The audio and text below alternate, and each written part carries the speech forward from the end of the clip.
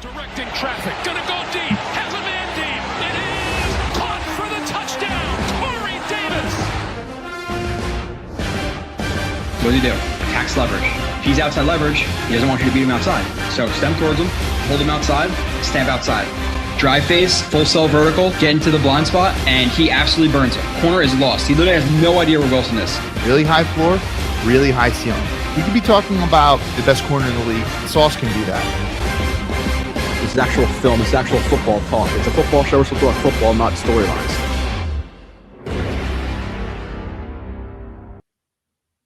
And you are listening/watching to another edition of Blewett's Blitz. Kyle, my man, what is up? Not much, Joe. Man, Sunday was fun as hell. It always sucks to lose, but I feel like that was the most entertaining game all season. Do you agree? I'm more entertained. maybe the Bills game. I could argue just because they actually came away with it at the end right there. Mm-hmm. But it was ridiculous. Like at the point, obviously the Jets. We all know. Breaking news: the Jets lose. Was it 27-22? The first half at 20-3. I was like, dude, like really, we're really putting up a stinker against Minnesota. Like we talked about it, pre-show. In terms of, okay, their defense versus our offense, which is coming alive, our pass rush against their offensive line, which is missing their left tackle, a bunch of good matchups. The Jets should, if not win this game, at least compete, and you're down 20-3.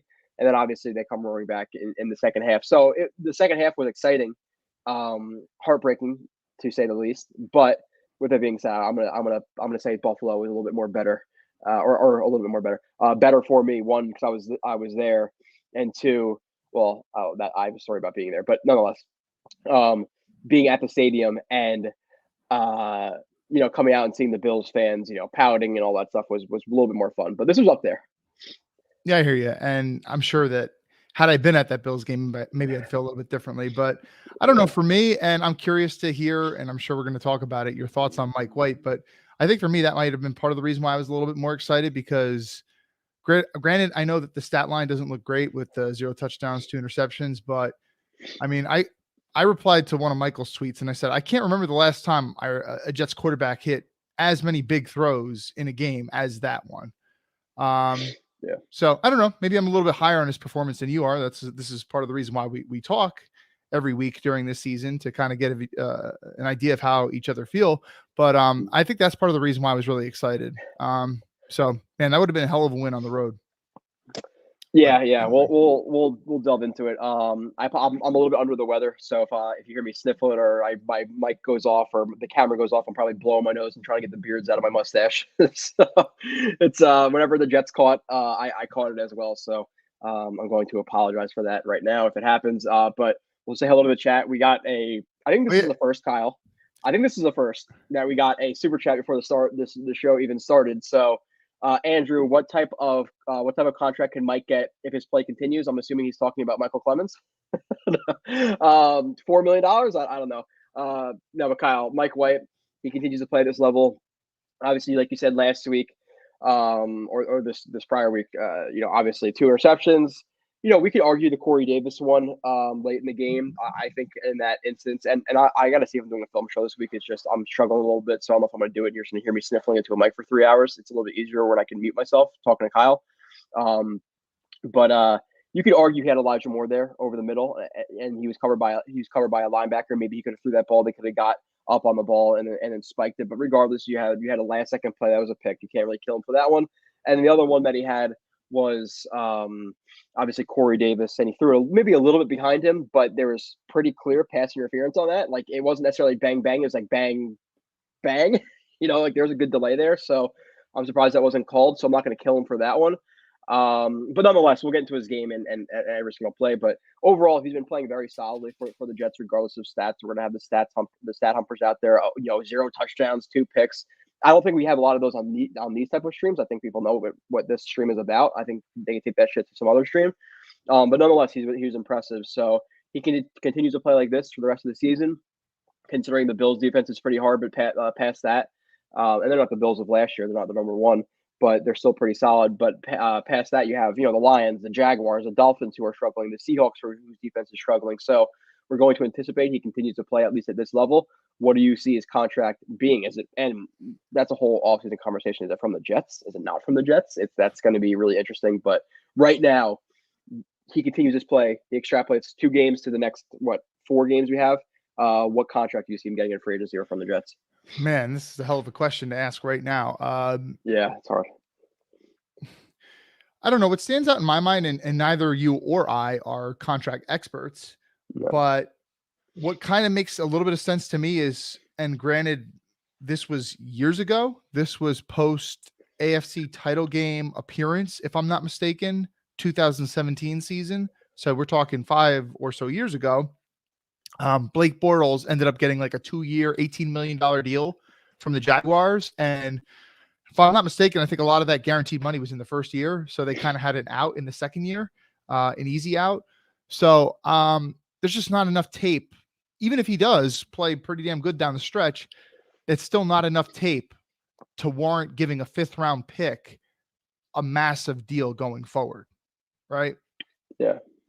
So But I would if say the Jets- something like that. You said it was 2 years for 18 million, so it was 9 million a year or 18 million per year. I think it was 18 mil per year, which Okay, nowadays looks pretty damn cheap. And I don't remember what the guaranteed figures were. When I saw this, and people are gonna go like, they're gonna go, no way he's gonna get this much money, but you have to consider there are a lot of desperate teams out there at quarterback. When I initially saw this question, and like you said, we're not contract experts. It's the area I struggle with the most, unless you're Kenny Stills, and I'm on the AFC East Pros 4 years ago, and I forget that contract. But 4 years ago, it was more like 6 or 7 years ago. Yeah, it was Jesus. I would guess right about $25 million, which people are thinking is crazy. There's a lot of quarterback desperate teams. There's a lot of the salary cap is going up, and if we don't pay him, somebody will. So I initially I saw this. My first was like $20 to $25 million a year.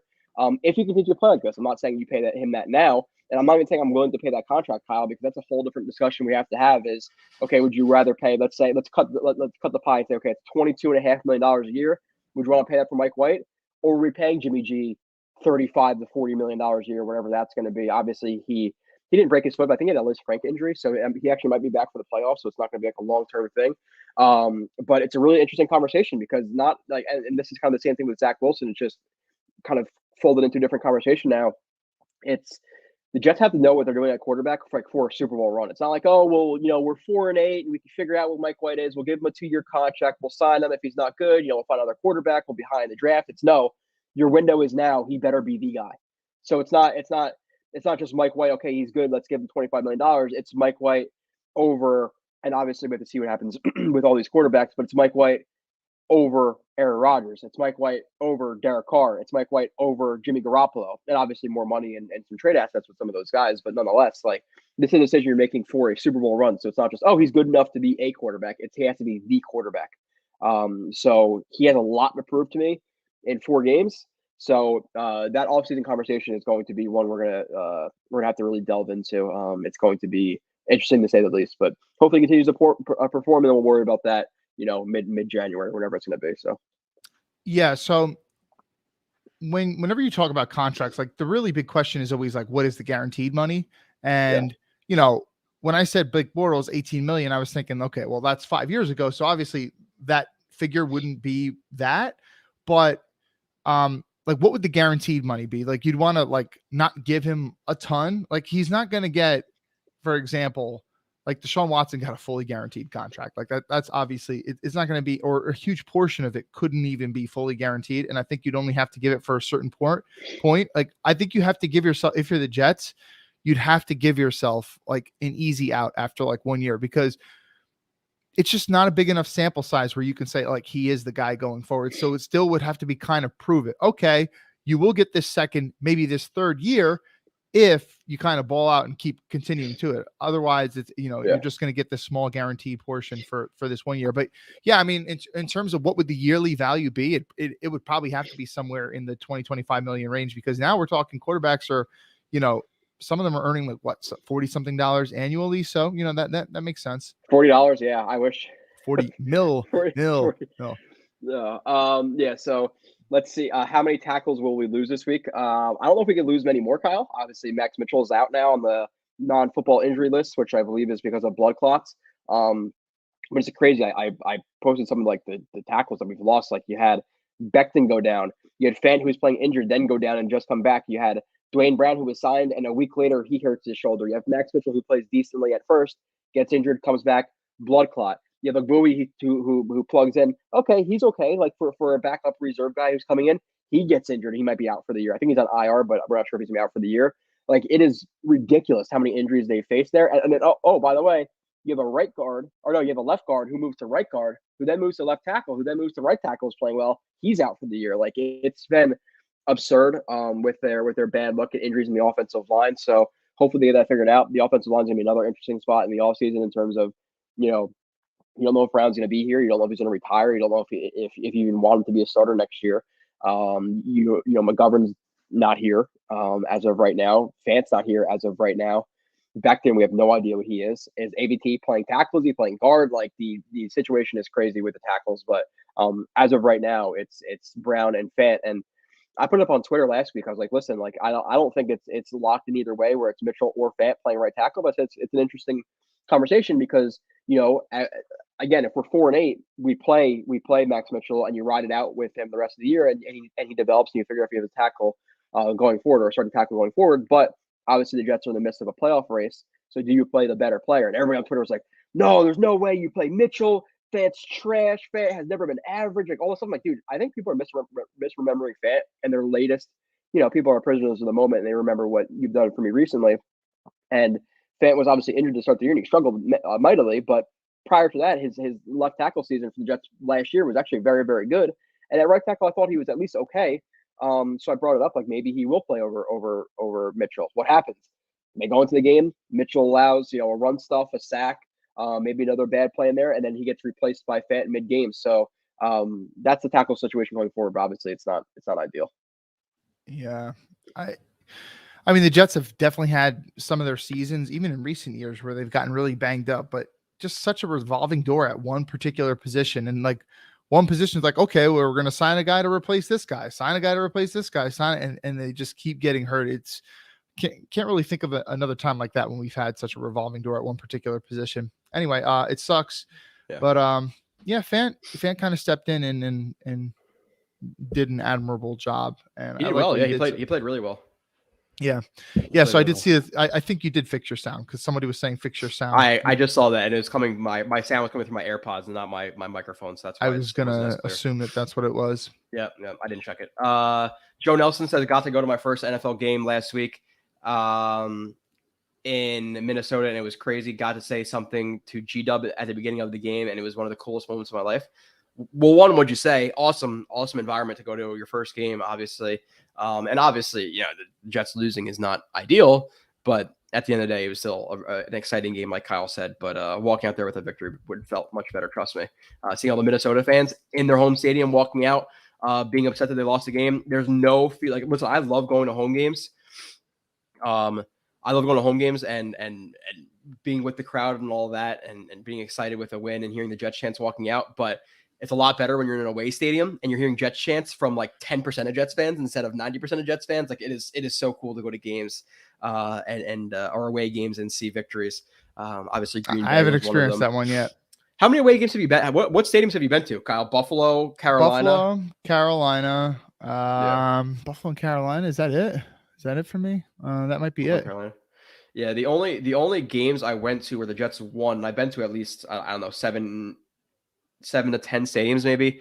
I think Dallas is next year, but that's what I got circled too. Yeah, Dallas. We'll see what the date is, but the only games I've been to obviously Buffalo and Arizona and Tennessee and Carolina, a couple other stadiums and sprinkled in there. But the only ones I saw the Jets win was the Monday night game against the Colts, the Packers game this year, and then maybe Packers, Colts. I think that's it. Yeah, I think that's it, which is crazy, but nonetheless, was anybody at the Minnesota game because I felt like we had a ton of. It didn't look like there's a lot of Jets fans on TV, but I don't know. There's definitely been games with more Jets fans. That is for sure. What's up, CD? Scared the fuck out of me with that intro. I forgot I had this tab open. Sorry, Alex. Black Spot is here to say, yeah, apparently it is. Until I get a new computer, it's going to be a staple the show. And again, until I could chalk up whatever a good laptop costs, what, Kyle, $2,000-$3,000, something like that. Well, for you MacBook guys, yes. Yeah. We got a troll in here. Just the Jets suck. So I'm just gonna block that or put them in timeout because they didn't bring anything to the table. If you want to have a conversation about the Jets, we can, but I'm not here for that bullshit. This is not the type of stream for you. Scott Wilson, we're taking to the Bills and we're coming for the division. I hope. I hope, Kyle. Like, at the end of the day, like, you look at the season in quarters, kind of. That's kind of how I've always done it. And the first quarter was sketchy. Second quarter, awesome. The Jets win 4 or 5 in a row, whatever it was. But this quarter coming up, or the quarter post bye week, you have, loss to the Pats, beating the Bears, loss to the Vikings. And if they lose to the Bills, now you're talking about 1-3 in that quarter stretch, and you're talking about 7-6 with the Chargers right on our tails for that final wild card spot. So if they do lose this game, they have to win 3 out of 4, right? And you're assuming Lions, which isn't necessarily an easy game. You have the Jaguars, who got blown out versus the Lions last week, but they competed with the Ravens the week prior. With the Lions, it is beneficial that we're playing at home. And then you have the Seahawks and Dolphins. So you're going to have to win 3 out of 4 of those games. But if they win this week, then obviously you have the tiebreaker with the Bills. I'm still assuming the Bills will finish above the Jets, but then win, 2 out of the last 4. It seems much more doable. So the Vikings game was huge, man. It really was. It really was. And listen, there's no moral victories and things like that. Although, certainly teams can say, like, hey, listen, we were right there hanging with a 10-2 team in their own home stadium. There is something to that. But, being that they're an NFC team and you lost there, it's not going to affect you as much in the tiebreakers, because let's say we are competing with the Chargers for that final playoff spot. It would go down to conference record, because when you lose out of conference, it doesn't hurt you as much. So, actually, this past Sunday was worse for them, being that they lost a conference game to a divisional opponent, than it was for us. But yeah, the Jets need to take care of their own business. As long as they take care of themselves, honestly, if they can't win 3 out of the next 5, they don't deserve to make the playoffs. They don't. Period. I agree. Yeah. So I agree. And there's 2 very winnable games in there. We can't sleep on the Lions or the Jags, right? I mean, the Jags have had their moments this year. Beating the Ravens was obviously a moment, and then they got their ass whooped last week, I believe, to the Lions. But the Lions, they've also had their games where they've gotten absolutely shellacked. Like, I think it was 26-0 they lost in New England, something like that. So, they've been up and down as well. They've also hung with the Eagles. They put up 35 points on the Eagles week 1 or something like that. So the Lions, they might be the most night and day team. You never know what you're going to get on any particular week with them. I mean, they're mostly bad, but I mean, they do have some talent on that team, and they certainly have a good offensive line. So that's going to be a test. And they're getting Jameis Williams back too, who's obviously a deep threat, so. Although the decision to play him as a special teams gunner in his return was quite strange. Yeah.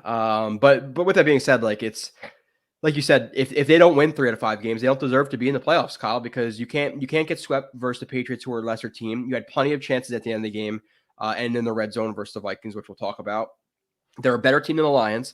They're a better team than the Jaguars. And to me, they're a better team than the Seahawks. So win those 3 games, especially considering they lost to the Pats twice and lost to the Vikings. So they don't deserve to get in with 9 wins. So win 3, maybe they win 4, that would be obviously very exciting. But I'm watching, and this is where I said last week, where I was like, okay, I think last week I quote tweeted the Chargers and Dolphins game getting flexed to primetime this week. I was like, we might be rooting for Miami in that game. People are like, no way, no. I think we're rooting for Miami now, right? Like, we need the Chargers to lose. I thought about that before I even saw you make that tweet. Yeah. So yeah, I mean, listen, that's a game we need them to win. It makes, as much as you hate to see your rival get in the playoffs, it makes sense to root for the team that's on your tail, whereas Miami's already got a lead over us. Mm-hmm. And with that being said, I mean, listen, the Jets did beat the Bills. Going to the Bills is quite a different story, although there is no Von Miller. Granted, they'll probably have Matt Milano this week, and now they got Trey White back and Jordan Poyer. So, while they're losing one of their studs, they're going to have several other studs back. So by no means, I mean, it's a winnable game, but it's going to be really, really, really tough. But Miami, I mean, they show that they're very beatable, right? Like, I mean, everyone was talking about how Tua's having a historic season, and granted, I really don't get a lot of these EPA stats. maybe there's somebody in here who's really smart. I'm sure Michael could probably explain it to us, but people, EPA, does it have something to do with efficiency or something like that? And Tua is having historically one of the most efficient seasons ever, blah, blah, blah. And it's on pace with what Peyton Manning did in 2013, the year that he threw 55 touchdowns, yada, yada. And I'm like, okay, Tua definitely has improved a lot. And, he definitely has 2 really stud receivers. And Mike McDaniel seems to be some kind of offensive savant. But, I don't know. Miami still, their offensive line is not very good. Who do they have besides those 2 receivers? Gesicki, I mean, he leaves a lot to be desired at tight end. And even if you do talk to some Dolphins fans who I kind of respect somewhat, I mean, they're still not like 100% sold on Tua. And I've never been really impressed with him up until this year. So even though you didn't beat him, nor did you beat Teddy Bridgewater, that game against Miami, I mean, you still won 40-17. Like, that's still a very winnable game too. Yeah. So anyway. What's up, Joan Kyle? What's up, Sneaker to Boots? Fourth quarter drives happened right in front of me. The effort, unwillingness to quit was palpable. Yeah, we'll talk about some of the, and we'll talk about Mike LaFleur too. I'm sure people want to talk about that a little bit in terms of his play calling. Some people blaming him, some people blaming the offense, whatever it may be. I got some criticism in the chat from not wearing a Jets. I'm doing a Jet stream, but wearing a Mets sweatshirt like that is absurd. But that was by the troll. So, and now Eagles saying, why are you not rocking a Devils hockey jersey? I the cup right here. I'm sorry. I don't necessarily pick my outfits to come on stream. I'm just, whatever. Rusty, what's up? He also says, are you ready for are you in the playoffs for the Gen X League, or are you not? Kyle? I don't think so, man. I had a rough year in fantasy in both the leagues. Yeah. What's up, Yoshi? 25 mil for Mike White. Mostly that's about that. My eyes tell me all I need to know. Mike White is the guy right now. Emphasis on right now. Yes. With that being said, post the season, we'll see. We have 5 more games to evaluate him. And I'm not trying to say this hopefully more. And this is not, I'm not saying this is what this is, but you have guys who are flashes in the pan, you have the Heineke's out there and the Matt Flynn's out there who have a good game or two, and then they don't follow it up necessarily. So let's see him, play this well for the next 5 games. And then it's a real conversation right now. We're game by game, right? Just like the Salah. So let's keep going on. Mike White, Jimmy G. Mike White as is better than Jimmy G, but even if you say they're the same, the ceiling has to be higher. Everyone knows what Jimmy is. How do you feel about that, Kyle? I want to say that I do think the ceiling is higher. But I mean, Jimmy started how many games in the NFL? It's probably something over 50. I'm just guessing off the top of my head. Yeah. And you kind of know what he is. If things are really, really, really good around him, really solid play calling, offensive line, some skill position guys, really good defense. Yeah. He can win some games, manage some games for you, and etc. But Jimmy G is never gonna really bring you over the top. But Mike White, I mean, too, I feel like the difference between Mike White and Jimmy G is Jimmy G kind of has a little bit of the Alex Smith to him and I actually used this phrase last week, and I don't claim to, come up with the phrase pathologically conservative. Even Derek Carr at certain points in his career, he's had this where he constantly will just take the checkdowns. And, even though he's got the arm talent, and I'm not even talking about Jimmy G, I'm talking about Derek Carr. Derek Carr has a really good arm overall. He would pass up, some of the deeper shots and take some of the underneath stuff. The thing that I've liked about Mike White is and it's almost to a fault because maybe he trusts his arm and thinks it's a little bit better than it actually is. And there's a little bit of Ryan Fitzpatrick there, a little bit. Yeah. But if you're going to be a great quarterback in the NFL, you're going to need to make tight window throws and fit them into tough spots. And so to me right there, I think that to me says he has higher ceiling. And this is kind of a stupid way to evaluate too, but I don't know. I mean, Jimmy's a limited athlete. He's not going to create, there's a lot of 6'2" quarterbacks, and even below who make things happen. But there is something to be said with Mike White almost being 6'5" and stuff too, where, I think I'm almost looking at guys like Baker Mayfield and Kyler Murray and even Russell Wilson this year. And there's a part of me that thought for the past several years, height doesn't really matter so much at quarterback anymore. But then when I see some of those guys struggle, I'm starting to think maybe it does matter actually a little bit too. And you kind of think about guys like, Herbert or Josh Allen, they're not having some of those problems. So Mike White being tall, I feel like part of the reason, and this is a very slight reason. I feel like part of the reason he might see the field a little bit better than Zach Wilson is, the height factor and things like that too. But I don't know. 2.5 inches, I guess. Yeah, that matters in some instances. But I mean, like, listen, his processing on the field is pretty damn good, and he's willing to take the shots. He seems to have pretty good leadership skills. Yeah. He doesn't have the quick release that Jimmy has. There's times he comes off of his first read a little bit too soon. When guys will come open, but I rather have a guy who comes off of his read a little bit too quickly and hits a guy in the flat and stays on the read too long, and then that guy is covered. Yeah. Are you 100% sure it's actually a Liz Frank injury?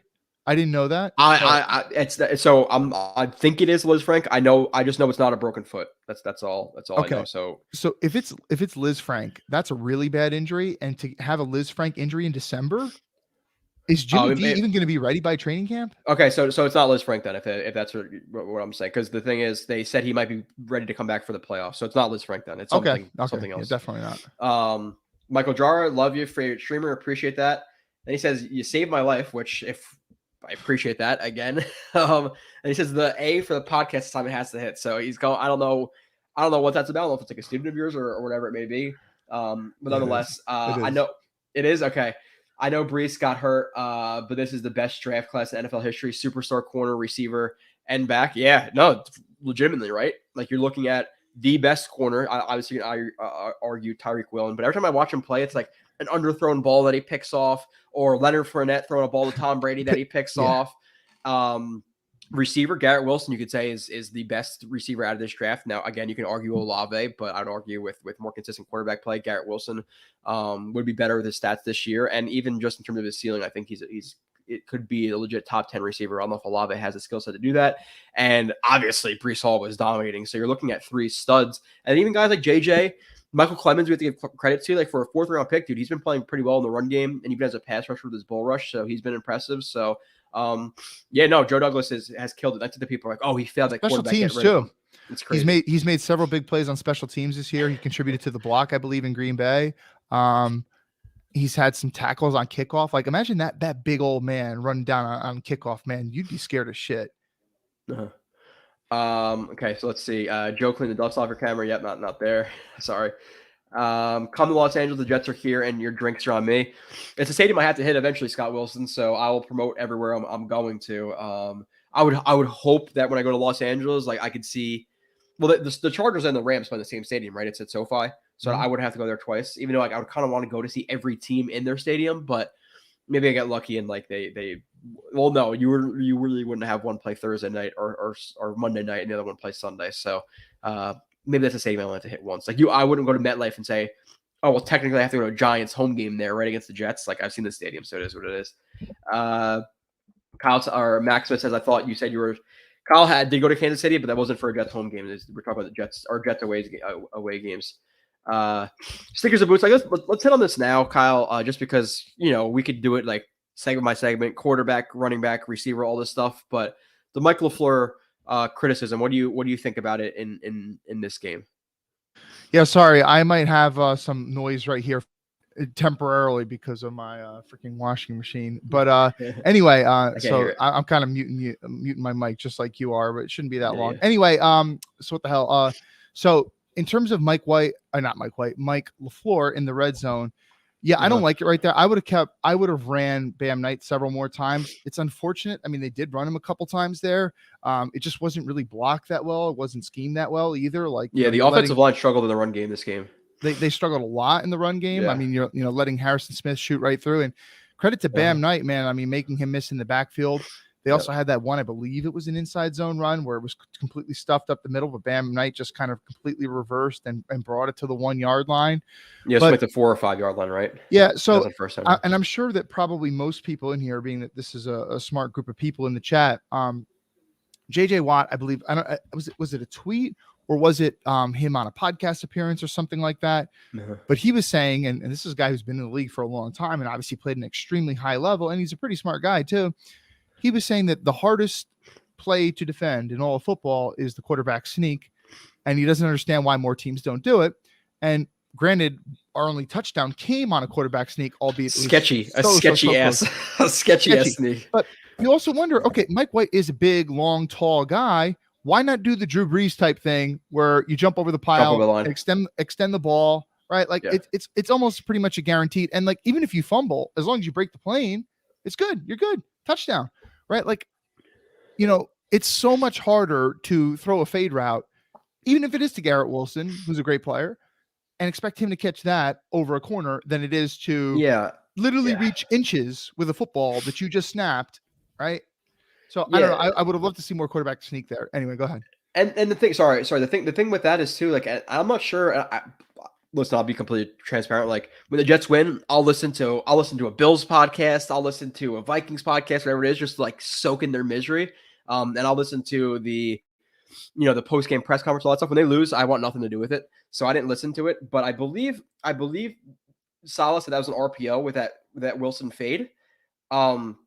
The thing with that is, one, I don't like that at all, because who was a conflict defender you're reading on that in terms of a fade route, which makes no sense. And with the fade route, you had another guy to the outside of him. So what happens if that guy saw the fade coming and dropped underneath it and picked the ball off? Like, you're running a slot fade with that short of the field. So I didn't like that at all.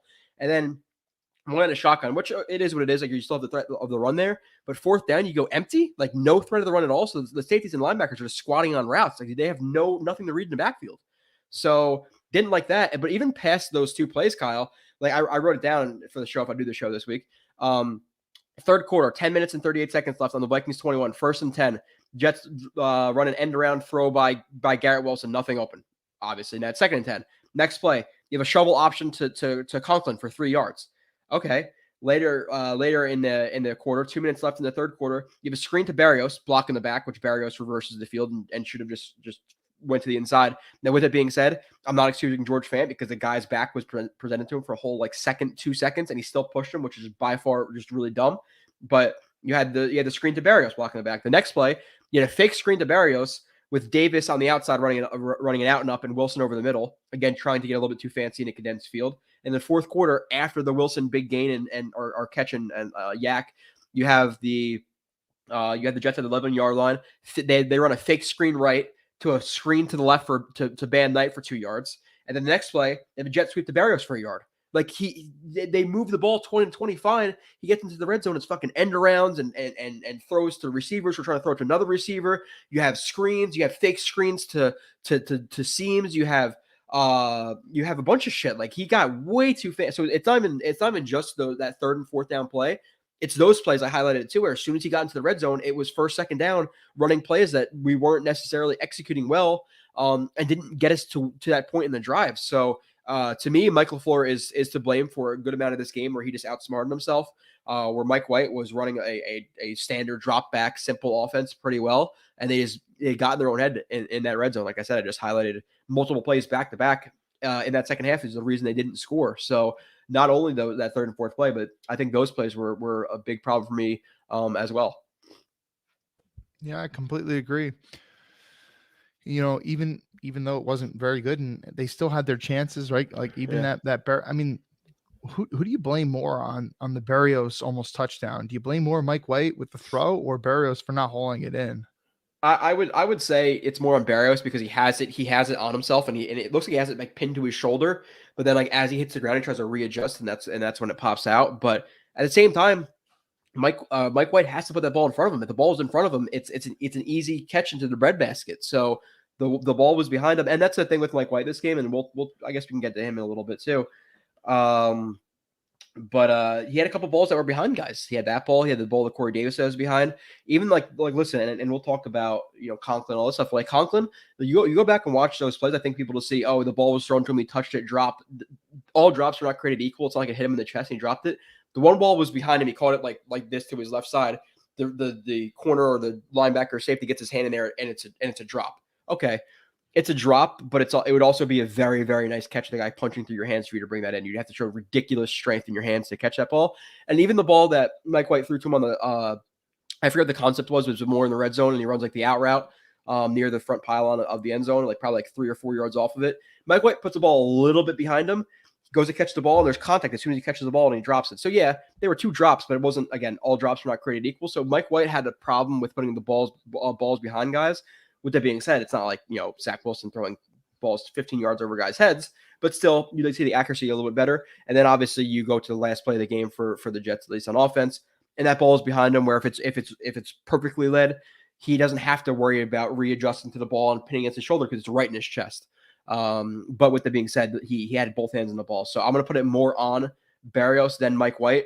But still, Mike White gets some blame for that. Obviously, it was far from a perfect pass on that play. Yeah, not to mention his mechanics on that play. I know seemed like he was rather worried, not that he was going to get hit or anything like that, but that the ball might be deflected because he had a defender with their hands up in the area. So he was kind of fading out of the throw, similar to, his touchdown pass to Moore last week, where, he didn't need to be fading to his left like that. He, on that play to Berrios there, he was kind of fading to his left a little bit, which is exactly, the ball went left and it was hung a little bit too far outside behind him. And, the defender's able to get his hand in there. If it's a little bit more in front, I think Berrios catches it. And I think that the Jets have a shot at winning, because I was I really thought the Jets were going to score. I was more concerned whether or not they were going to be able to stop Minnesota. But, it's something that's correctable, more reps, he's going to get more first team reps now. More timing with the guys. So it is something that can be improved. So I guess we'll see. Yeah, I would say the only problems I have with the mechanics at times are sometimes he fades out of throws he doesn't need to.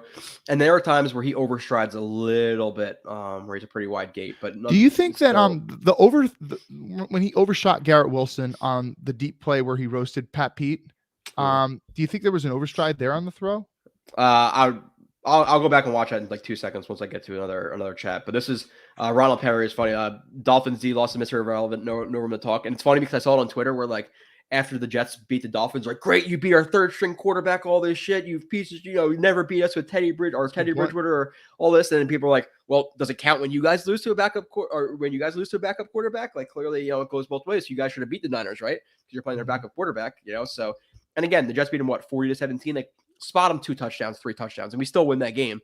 So it was a combination of things, but Alex Hunt says Barrett's got to make that catch a bit behind him, but he has to make. Yeah, I agree. And again, to me, and I don't want to hammer this too much, but Berrios is being a little bit overpaid for what he's been bringing us to this year. Like his how many great plays has he had on end arounds or jet sweeps? Maybe the one against the Packers was really, really good, but past that, there's been nothing spectacular there. His returning has been solid, but not great like it was last year. And then as a receiver, again, I think he's a backup slot for $7 million for what he's been offering. I think it is a little bit of an overpay. I don't want to hammer him because it's only, maybe $2-3 million of overpay, but still that's like 33% of his contract, is a little bit too much for me. Yeah. And people, please don't misunderstand me.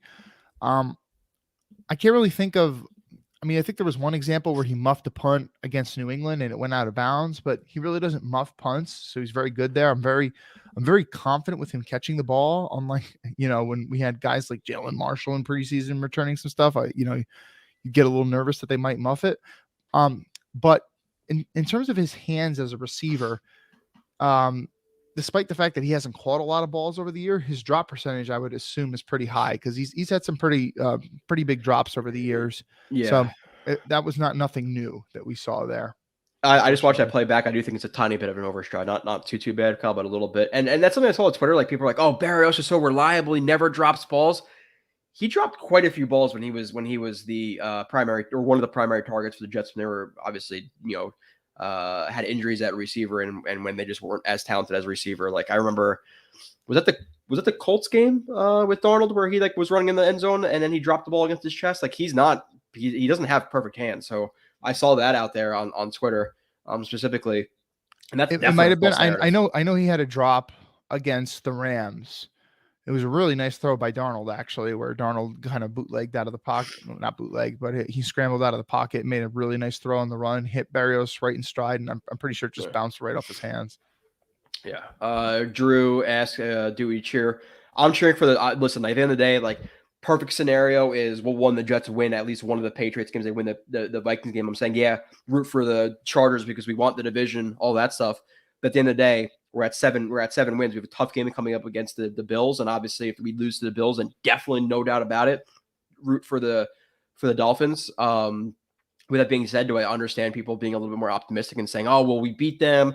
If they don't win enough games, we'll have the tiebreaker. We'll beat them in on the road. But The Dolphins have what are they 8-4? 8-4. Yep. 8-4. The Chargers are 8-4, and we have the tiebreaker over them. So it's. I get it, but the Chargers are 6-6, and we may be 7-6 this or after this week. I would say you got to root for the Dolphins. And the Chargers being 7-6, and you look at the Chargers schedule after this week, Kyle. Seems pretty easy. Yeah. No more Chiefs. Yeah, it's let me see. Their schedule after this is, so let's say they beat the Dolphins. Okay, now we're tied up with them at 7-6. Then they have the Titans. Okay, I could see them losing to the Titans. Fine, give them 7-7. Their 3 games after that are Colts or Colts win, right? And I know the Chargers are going to charge or whatever people are going to say, but still, you'd assume they're going to win in Colts, the Rams with Baker Mayfield, and then the Broncos. Like, they may go 4-1 here. At worst, I say that 3-2. So the Jets have to win 3 games, and if the Chargers win 4 games, let's hope we have the tiebreaker over them for conference wins or whatever it may be. So, yeah, I'm definitely rooting for the Dolphins. Listen, again, I get the optimism, but which I never want to do. I hate the Dolphins more than any other team in the NFL because I hate their fans more than any other fan base in the NFL.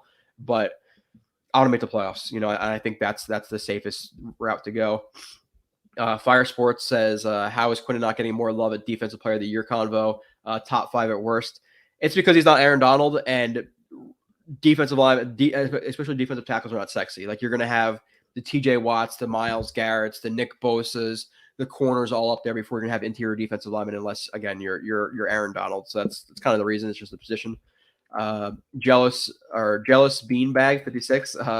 Joe, are you going to any more road games? Playoff game?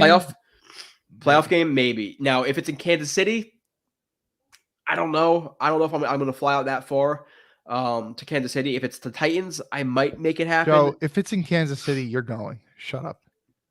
It depends. I'm hoping it's on Sunday. Go. I'm making you go. All right. We'll be going with my father if that happens. We've been to games where the Jets were supposed to win at home and they lost. So going to a playoff game in Kansas City with you, they're definitely going to lose. So like, it's just unless it's like vice versa. Come on, man. Maybe, are we sure about that? Listen, maybe they lose games at home. Travis Kelce, but that receiving core, man. I mean, maybe they lose games at home as they're supposed to win with you. But if we flip it and go to road games, they're supposed to. Well, no, because we went to Carolina. That kind of flubs that up maybe, but you never know. The worst possible feeling would be finishing 10-7 and not making on tiebreakers. Yeah, and it sucks because they had 3 games in the season that they definitely should have won, at least in my opinion. So, let's see. God, it's so nice not to have looking at mock drafts yet. So I'm gonna get through this a little bit. Nick Allen, sorry I'm late, dudes. No problem at all. Rewind to the beginning or watch it at the end, the beginning. So 2 potent 5 inches is a lot. Well, I know it's a lot. My whole thing was like, how much does height really matter? If like, I know it matters, but like, height is not going to be. Oh wow, I want this quarterback because he's tall or whatever. Like it. I think he's talking about not height. Oh, okay. Yeah, I think he's talking about something. Okay. It's called something else. Is whatever it's called. And somebody else said 2.5 inches is a lot. I feel sorry for your girl. Joe, are you ready? Are you ready? Are you ready to restate your Drake London over Garrett Wilson call? Yeah, that's fine. The thing with Garrett Wilson is I never said that Drake London had a higher ceiling than Garrett Wilson. Not once. Drake London had a higher floor to me than Drake London, but I didn't expect Garrett Wilson to come out and be a guy who, if he had consistent quarterback play throughout the season, could legitimately have like 1,500 yards. And with Drake London, you have to account for the fact that his quarterback is Marcus Mariota. He's playing with a trash team. With that being said, again, he's also been a little banged up this year, missed a couple games. It was Drake London's for his floor over Garrett Wilson, but Garrett Wilson hit his ceiling, or not his ceiling. He's in the upper echelon of what I thought he would be immediately. I never thought he could not get here, right? Kind of like I never said that, but yeah, no, fine. I would at this point right now redraft. I'm taking Garrett Wilson over Drake London. I'm not afraid to admit that. So, watched last week's games with Mike. Like at the end of the day, he got officially measured at the combine. Like it's not. He didn't. Was he wearing fucking like. I don't know, Heelys, and he popped at the heel and he got that extra 2 inches. Like, no, he got officially measured. So people can say whatever they want. I'm not trusting Westhoff's eye. Like he's 6'2.5", right? Or whatever it is. So I think people just say like he's 6'1" because he's skinny. He's slight. There's no doubt about it. He's slight. He's got a slight frame. Like for example, like Patrick Mahomes and Deshaun Watson, they're listed at 6'2", but they're thicker than him. Mike White is an adjustment, yeah, which I don't know if you heard that too, Kyle, but like he was supposed to run an out there I or did a hear whip, that. and he ran it inside because the linebackers are sitting outside, which is a great adjustment by him. Great job Yeah. by Mike White finding him, but you have to put the ball in front of somebody when you're 5 yards away, and when it's on your shoulder and your chest area, you got to catch it. So it's sucked by both guys. I So feel like it was one of those things where like, oh man, you're not expecting that. You get so excited and your mechanics just go to shit. And yeah. Raiders coming, they're starting to play good, yeah, but the Raiders already have 7 losses, so you'd assume, or yeah, no, they have 6 losses or 7 losses. Hey, One more listen, loss. The Raiders still have to play the Chargers one more time, right? No, No? Okay. no, they don't. But the Raiders have, if they sweep the table and they go 10-7, great. But I don't think they're going to sweep the table at this point. So, Kyle, going to Mike White, is there anything like we can obviously we hit on some of the bad. So the bad, to get that out of the way, you have the ball that's behind Davis, right? You have which got, I think, deflected. People are like, oh, he dropped it, and that was the second play to Davis, like a dig over the middle. But the ball gets deflected clearly there. You have the ball that Davis dropped, but the corner was there, clearly a second too early there. So I'm not going to blame Davis for that. The thing I'll get on Davis more for is the first play of the game. We get 9 yards on a run, holding. I'm like, son of a bitch, dude. And like later in the first quarter, I think got a false start. So 2 penalties there. Obviously not ideal. But nonetheless, Mike White put the ball behind him at least once or twice. He had a ball that was behind Conklin, which got deflected. The ball that was behind Conklin on the out route, which was a good throw, but it wasn't a perfect throw. It was a little bit behind him. He allowed the defender to make a play on the ball. You had the play later in the game, which I'm going to blame him. I'm going to fault him for more, or I'm going to give him, discredit him more for this than the actual interceptions he threw. But late in the game, they run, I think it's a spin concept where they have like that inside guy set it down. And then you had Garrett Wilson, who was running a dig over the top, and it's cover 4 or quarters. And in typically quarters, when you have one guy vertical, those 2 guys who are playing that deep fourth they're gonna bracket him. If that 2 runs short, okay, they're gonna double that number 1. They double the 1 with Harrison Smith, and Mike White throws the ball. It's almost picked off by Harrison Smith. Now the only thing I will give Mike White a little bit benefit of the doubt is maybe he was expecting Garrett Wilson to cut it a little more flat than he did. He kind of drifted upfield, which maybe he was expecting Garrett Wilson to beat Harrison Smith to that spot, but nonetheless, he forced that ball. But a couple of balls behind, that ball that was almost intercepted, but he also had some big boy throws in this game. Obviously, the throw to Garrett Wilson on the sideline was a really, really nice one, over 2 defenders underneath, I believe. The ball to Elijah Moore on the sideline, which we'll talk about that, but like Elijah Moore had like 15 yards to get his foot in bounds and just didn't try at all to do it, which was really, really confusing. You had the ball to Corey Davis after take a big shot on, was it 3rd and 10, 4th and 10, delivers one of the nicest balls you can possibly deliver to Corey Davis over the middle. Corey Davis gets tackled a couple of yards short. After he got after White got crushed on the previous play, yeah. Yeah, so off the top of my head though, that's the most of the bad, and there's definitely more good. He had that one. He had that one nice throw in the honey hole to Corey Davis too. Which came late in the game too. Yeah. That was fun. later. It was like on 3rd and something or 2nd and something too, like 2nd and 10 or 3rd and 10, which he hit him on an out route. I would lose an out route there, or at least a corner route. But yeah, that was a nice one as well. So Mike White was good this game. I'm not going to say he was excellent, because at the end of the day, he put some balls behind guys. He had that near pick. So I typically do 3 studs of the game. Again, I don't know if I'm doing the show this week. I'll figure it out tomorrow. But Mike White was not in my studs. He was right on the edge of the studs, but he wasn't. And I can argue for him at 3, which I guess we'll talk about my number 3 in a little bit. Maybe we could start bringing that segment here. 3 studs and duds, Kyle. But nonetheless, Mike White was good. He just wasn't excellent. Like if I had to grade him on this game, it's like a B plus, just because at the end of the day, he was missing guys behind. And it's that you're talking about pinpoint accuracy versus general accuracy. He had general accuracy, but in some instances he needed pinpoint. And like the Vikings defense, dude, like you're looking at their stats, like you expect them to be wide open. Like they played really, really tight on the Jets receivers for a lot of this game. But overall, I did think that Mike White had again, B plus game, which we'll take every day of the week. It just definitely was far from perfect. Yeah. And if you compare that to the matchup with the Bears last week, and obviously the Bears, Eddie Jackson went down, and obviously they traded away Roquan Smith, lost their pass rush with trading away Robert Quinn. But hold on, can I say this really quick? Because I apologize. Sneakers and boots. I just put you in. I blocked you for 5 minutes. I did not mean to do that. I meant to highlight your comment, and my screen glitched out, and I blocked you. So is there a way to unblock him? I don't see it. It's just I don't think so. Unless I can do it from YouTube. I don't know. But Snickers and Boots, my apologies, man. I was a little Continue, confused Kyle. by that. Okay. Yeah, I'm sorry. What the hell was I saying? I don't even remember what I was saying now. Yeah, it fucked me up bad because I saw it. I blocked. I was like, no, Snickers and Boots, because he's a consistent guy here. So I totally lost my train of thought, Joe. But I will say, let me do my job. We got Jan with a $20 super chat. Jan, good friend of the show. Really appreciate that, Jan, as always. Always very. I think Jan's coming to the Bears or the Lions game, so we'll see Jan or the Bears, or Lions or Jaguars game. So I'm assuming we'll see Jan soon. I think he owes me a shotgun too. He told me that he should be at all of the rest of the games this year. So I believe he owes me a shotgun. But you're talking about you're talking about the Bears. So I was going to say, like, you were talking about tight coverage and stuff, and the Bears had a couple blown coverages in that game. Like they really looked kind of out of sorts and stuff. And I'm not saying that Eberflus is a bad coach or whatever, but it just kind of seems to me that he's kind of in a situation that Saleh was in last year, where he just kind of doesn't really have the players right now. And maybe in a year or two, the Bears might actually be decent, but I think they're a little bit away. And it just goes to show you just how much talent matters in the NFL. Like, yes, of course, coaching matters too, but I would think I would venture to say that I think talent matters a little bit more too, in terms of wins, losses.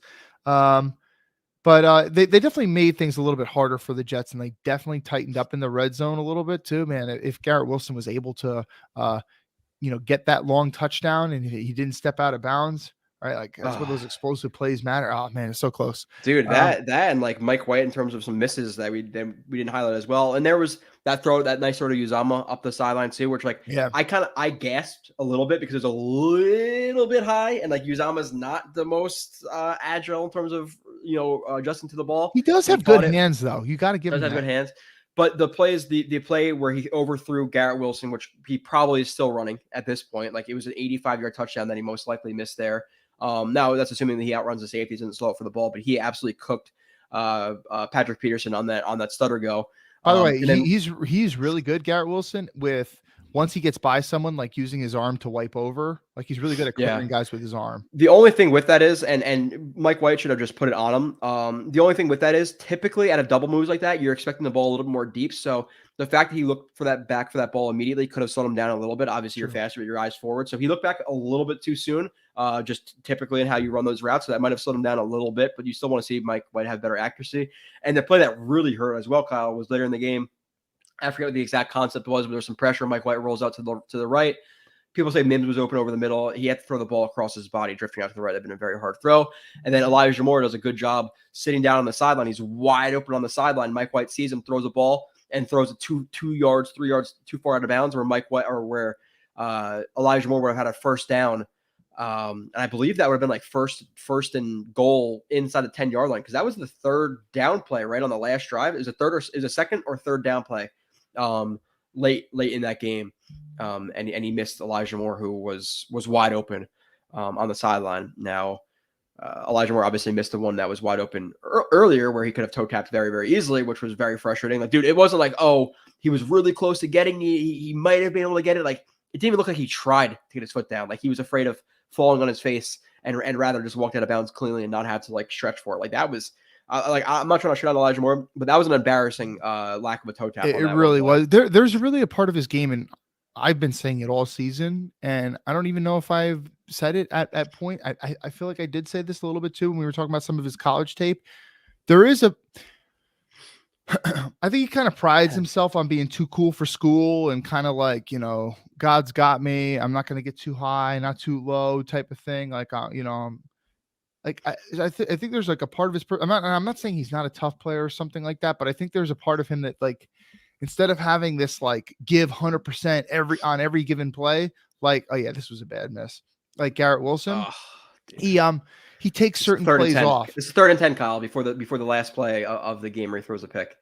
Which think about it, he catches this ball. Sorry, it's not inside it is inside the 10. You have the ball at the 6-yard line, 1st and goal. And the clock stops. Yeah, that's the clock stops. You have 2-3 plays getting to the end zone right there, and he misses them by a decent amount at the outside right there. Yeah, that was quite bad. And yeah, you can't really blame Elijah Moore for that one at all. Go back. But yeah, with the Elijah stuff, it's like I understand there's a part of like you want to conserve your energy and stuff, but if you're a defense, you're clearly okay. He's half-assing his route right here. this is not the front side of the concept. It's going the other way. Like, if you're a safety, you pick up on these keys. If you're a linebacker, you pick up on these keys. There is something, and what's interesting about that is if you watch that, he looks to the ref right after he steps out of bounds, and he's kind of like pissed. And it's like, you're pissed, but like you didn't give enough effort. It's like I'm not saying he was pissed at the ref. I think he was kind of like upset with himself a little bit, but it's like you got to give a little bit more effort on any given down, man. And he doesn't play a huge percentage of the snaps. So don't give me the shit that you're tired. And I honestly I'm not really here for the whole, I'm going to conserve my energy on some plays where I'm on the backside of a concept because, you're not playing a huge amount of reps anyway. So yeah, I don't know. That's one of the huge differences between him and Garrett Wilson right now, because talent wise, certainly Elijah's smoother than Garrett Wilson. Like Garrett's very violent in his cuts and his breaks, whereas Elijah isn't. Look how much room he has, bro. Yeah. Like, come on, man. And he's got short legs too, man. Like get those little legs down, man. It's not like you're, like Denzel Mims has like really long legs. Like, listen, it is very, and this is not like, oh, well, you do it. Like I get that whole conversation, but it is very easy to get that left leg down. Like there's no reason for him to extend that and get it. Not even. Oh, he was close. He was a yard out of bounds, dude. Like he was not even. That's not even remotely close. So that sideline awareness was terrible. Like, either effort or sideline awareness was gross by Elijah Moore in that play, but is what it is. You were talking before about Garrett Wilson looking too early for the ball, and that got me thinking of one of our cornerbacks. And I can't remember if it was this game or the Bears game. I know we definitely didn't talk about it last week, or at least I didn't. But I feel like it was DJ Reed on a play. I can't remember if he was covering Justin Jefferson or it was KJ Osborne, but I feel like on one given play, he looked back way too early and thus slowed down. Do you know what play I'm talking about? Or was that not even this game? I don't remember. I'd have to look into my notes. The only thing with you saying that is, Kyle, that's one of my problems with Elijah, and I'll do the whole review of him, later on in the season, which, by the way, another nice throw from Mike White here. Obviously better yak by Garrett, but with Reed, like I like Reed a lot, but he does look back to the quarterback too often, let guys get into his blind spot and then lose him a little bit vertically. So there's a couple of examples I can think of with that. So it's hard for me to say, oh, well, he doesn't do that. So this is the one example. But he did have one really bad play in this game that really he should not have, because he's so good at this, but he does what he does sometimes where he bails out, and he gives up a lot of cushion underneath. And part of the reason he does that is he's so good at breaking on routes. But it was to KJ Osborne, number 17.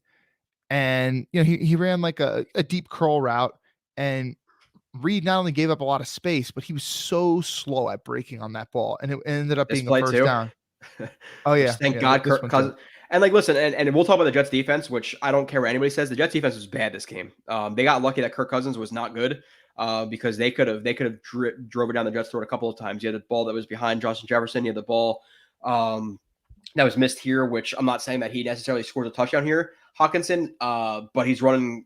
He catches the ball, at least goes to the 40 there. and he could make LaMarcus Joyner miss the tackle, no doubt about that. So. Yeah, he could be going for big. He could be going for a huge gain right here. So, but okay. So to go to back to Mike White, just to kind of keep it in order. Do you have anything else to say? Like, there's definitely plays that I'm missing, especially because typically before these streams, I do the film breakdowns. Like I have plays like fresh in my mind, instead of just recording them. I think I had 75 plays as I'm going through this review, but nonetheless. So you're asking me for any other plays that stick out of my mind with Mike White, or in general, Mike White talk before we move on to. Okay, so sticking with the Mike White theme for a moment. So as I was getting ready to do the stream, I don't get the film as early as some other people do. So I was watching a little bit today while I was at work, and I was cafeteria lunch duty, and my buddy who you met, the gym teacher guy, Andrew Dunbar, he saw me watching the game. And I was going through, it was a play late in the game, and it was a simple, what was the exact concept? It was some kind of, I think it was a fake jet motion end around, and he had a check down in the flat to Berrios. And it's like, and he had a couple where he hit Ty Johnson on check downs. And it's like, I was just telling him, I was like, these are layup throws any quarterback should make, but Zach Wilson was not making these throws. And Mike White is hitting these checkdowns. He's hitting the guys in stride. He's giving them room to run. He also had another one of those to Bam Knight earlier in the game. Bam Knight's able to catch it with his hands, run right after the catch. I mean, like, it's simple stuff. Anyone should be able to hit it, but that's the honey hole shot, by the way. Yeah, that one, that's a big time throw right there. I mean, like, he had better ones than that in this game. But let me say something else about this play too. It's not just this play right here. It's also on the big Corey Davis 4th down catch too. It's just a little subtle thing where, so we talked last week about Mike White's ability to like slightly move in the pocket, step up and things like that. Here, he just drifts to the right just a little bit. And it just buys him that little bit of drift to the right, kind of stepping outside the pocket just a little bit. You don't want to normally do that. But when you have pressure up the middle, this buys him just a little split second and just a little bit of a clear throwing lane to make these throws. If we're being honest, Zach's got a lot more natural athleticism than Mike White. He can spin and make guys miss in the backfield and stuff, but just that little bit of thing right here, that it's a feel. It's almost something you can't teach. And Mike White has that. And to this point, Zach Wilson does not have that right now. So I don't know if this is the play I'm talking about. But there was one play I remember that Mike White like ran up in the pocket more than he necessarily should have. This is another play I remember not necessarily liking by him. Where he forced this ball to Elijah Moore, who's covered pretty much immediately with a guy over the top, and you have Uzama sitting it down. And it's not like it's 4th and 10; it's 2nd and 10 right here. So hit Uzama, let him get a couple of yards, about 5, 6, 7 yards there. But there's a play I'm trying to find it right now, Kyle. But there's a little bit of pocket pressure. Instead of stepping up in the pocket and keeping his feet planted and ready to throw, he like sprints up in the pocket unnecessarily. I can't find it, but I definitely have it somewhere. I remember what you're talking about. Yeah, I would have to scramble near TD Moore. Yeah, I don't know exactly where it is. It's gonna. While you look for that, we got a super chat from Sneakers to Boots. He says, I thought we were friends, Joe. And he's doing some of the crying, laughing emoji. Great show, fellas. Yeah. We got to run the ball consistently at 4 yards a clip. Going to Jets versus Jags, I will be there. So will I, Sneakers to Boots, and so will Joe. Yeah, I'll be there for sure. I've been to all the home games this year, minus just the freaking stupid games I was in Italy for.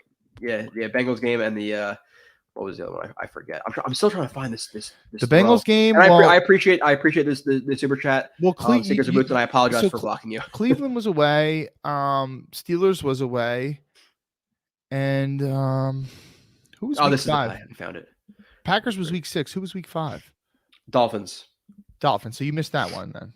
I was flying back from Italy on that exact Dolphins day. And Bengals. I think this is the play. Did I pull it up? Yeah. This is the play I was talking about. I want to see a little drift in the pocket and be ready to throw the ball. And again, if he is more planted to the ground, he has Garrett Wilson on the over, but there's no reason to sprint up in the pocket like he does there. So overall, it was a good game. Again, it was a B game for me, not a B plus, not an A minus, nothing like that. But I would like to see him be obviously much more planted on that play. And if we can, so we're talking about like.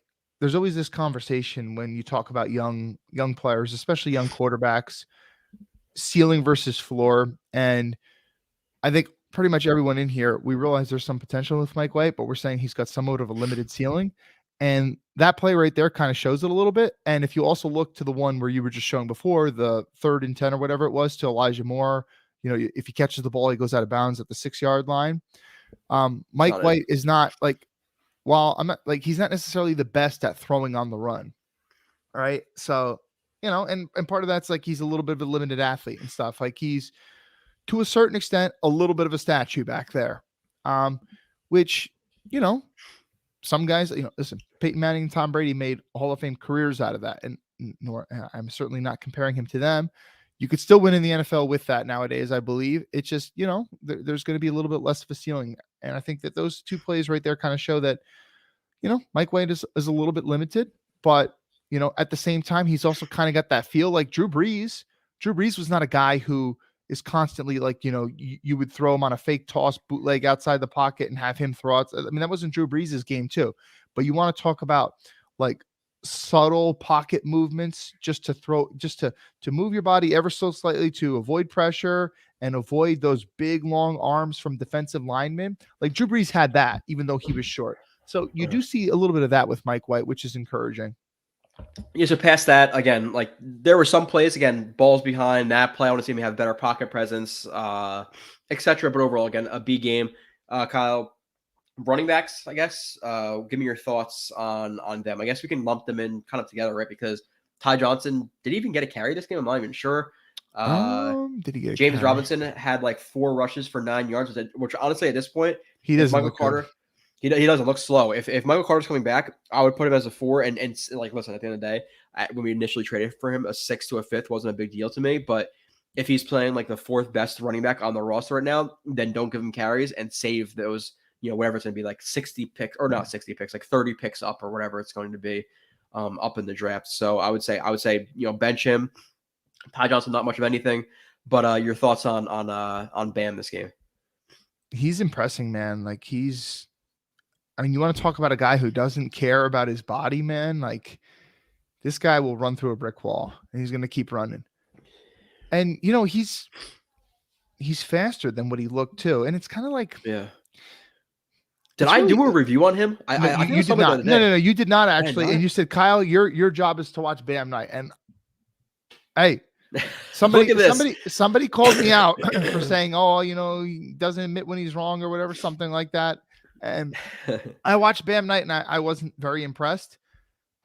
But he looks faster than what I saw. Kyle, I can't trust your eye, dude. Bam Knight and Bryce Huff, man. You're just, I don't know. I didn't even watch. The Bryce Huff shit. I didn't watch Bryce Huff's college tape at all. Like zero Bryce Huff college tape I watched. Then why didn't you watch it? I heard the reason was you didn't watch it for some reason. I said this last stream, Joe. I said that it's the only Joe Blewett player film review that I never watched. I think it was because I didn't know who he was and I didn't think he was going to make the roster because I just wasn't hearing anything about him at training camp or whatever. So I was just like, it's a little bit easier for me to watch your film reviews now, the way I get them versus the way I used to watch them. So if you put that out now, I would have watched it, but whatever. Don't trust my eye or whatever, but it's not like you watched them either. There'll be people like let's just say that film review has 1,000 views, right? Like it's so funny. Like I'll be arguing with somebody like, dude, go back and watch it. Be like, I don't want to give you, you're just fishing for a view. It's like, I want your one view. Like people are so stupid sometimes, but nonetheless, Bam was impressive, dude. He runs hard. He's been pretty decisive, minus maybe a play or two. Trucking dudes over. Obviously that 40-yard run, whatever it was very impressive. Getting skinny there. The play on 1st and 4, whatever it was, contacted immediately, spins out of it, gets 3 or 4 yards there to get it 2nd and goal. So he's been definitely very impressive. And then even 2nd and 1 there, you have Harrison Smith who fills. I would like to see Laken Tomlinson adjust there a little bit. But he gets contact in the backfield and again gets like 2 yards when he was supposed to get -1. So he's been very impressive past that, Kyle. I talked about Uzama with that number 1 nice catch. The blocks didn't stand out to me as much this game, but again, a little bit under the weather, so I wasn't necessarily maybe watching with as keen of an eye. And Conklin, a few nice blocks.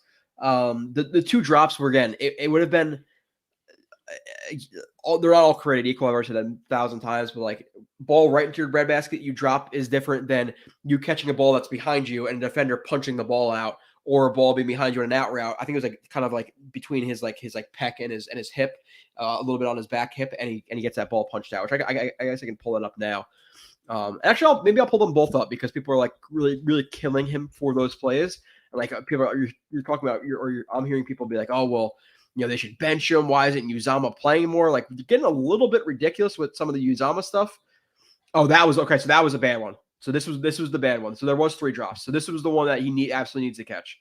With that being said, should he put it a little bit more in front of him? Yeah, but there's a linebacker there, so I'm not gonna kill my White for that. So there was 3 drops. So this was the bad one that I was almost picked. Good job by Corey Davis, for sure, right there. But I'm gonna pull up the other 2. Now that one's really bad. That was a bad one, but the other ones I want to pull up. Any thoughts on Conklin, Uzama?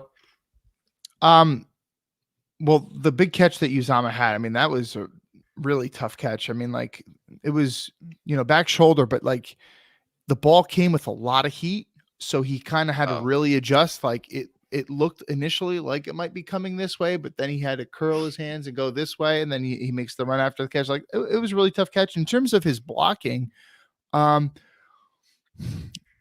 he did have a couple good blocks as a sifter.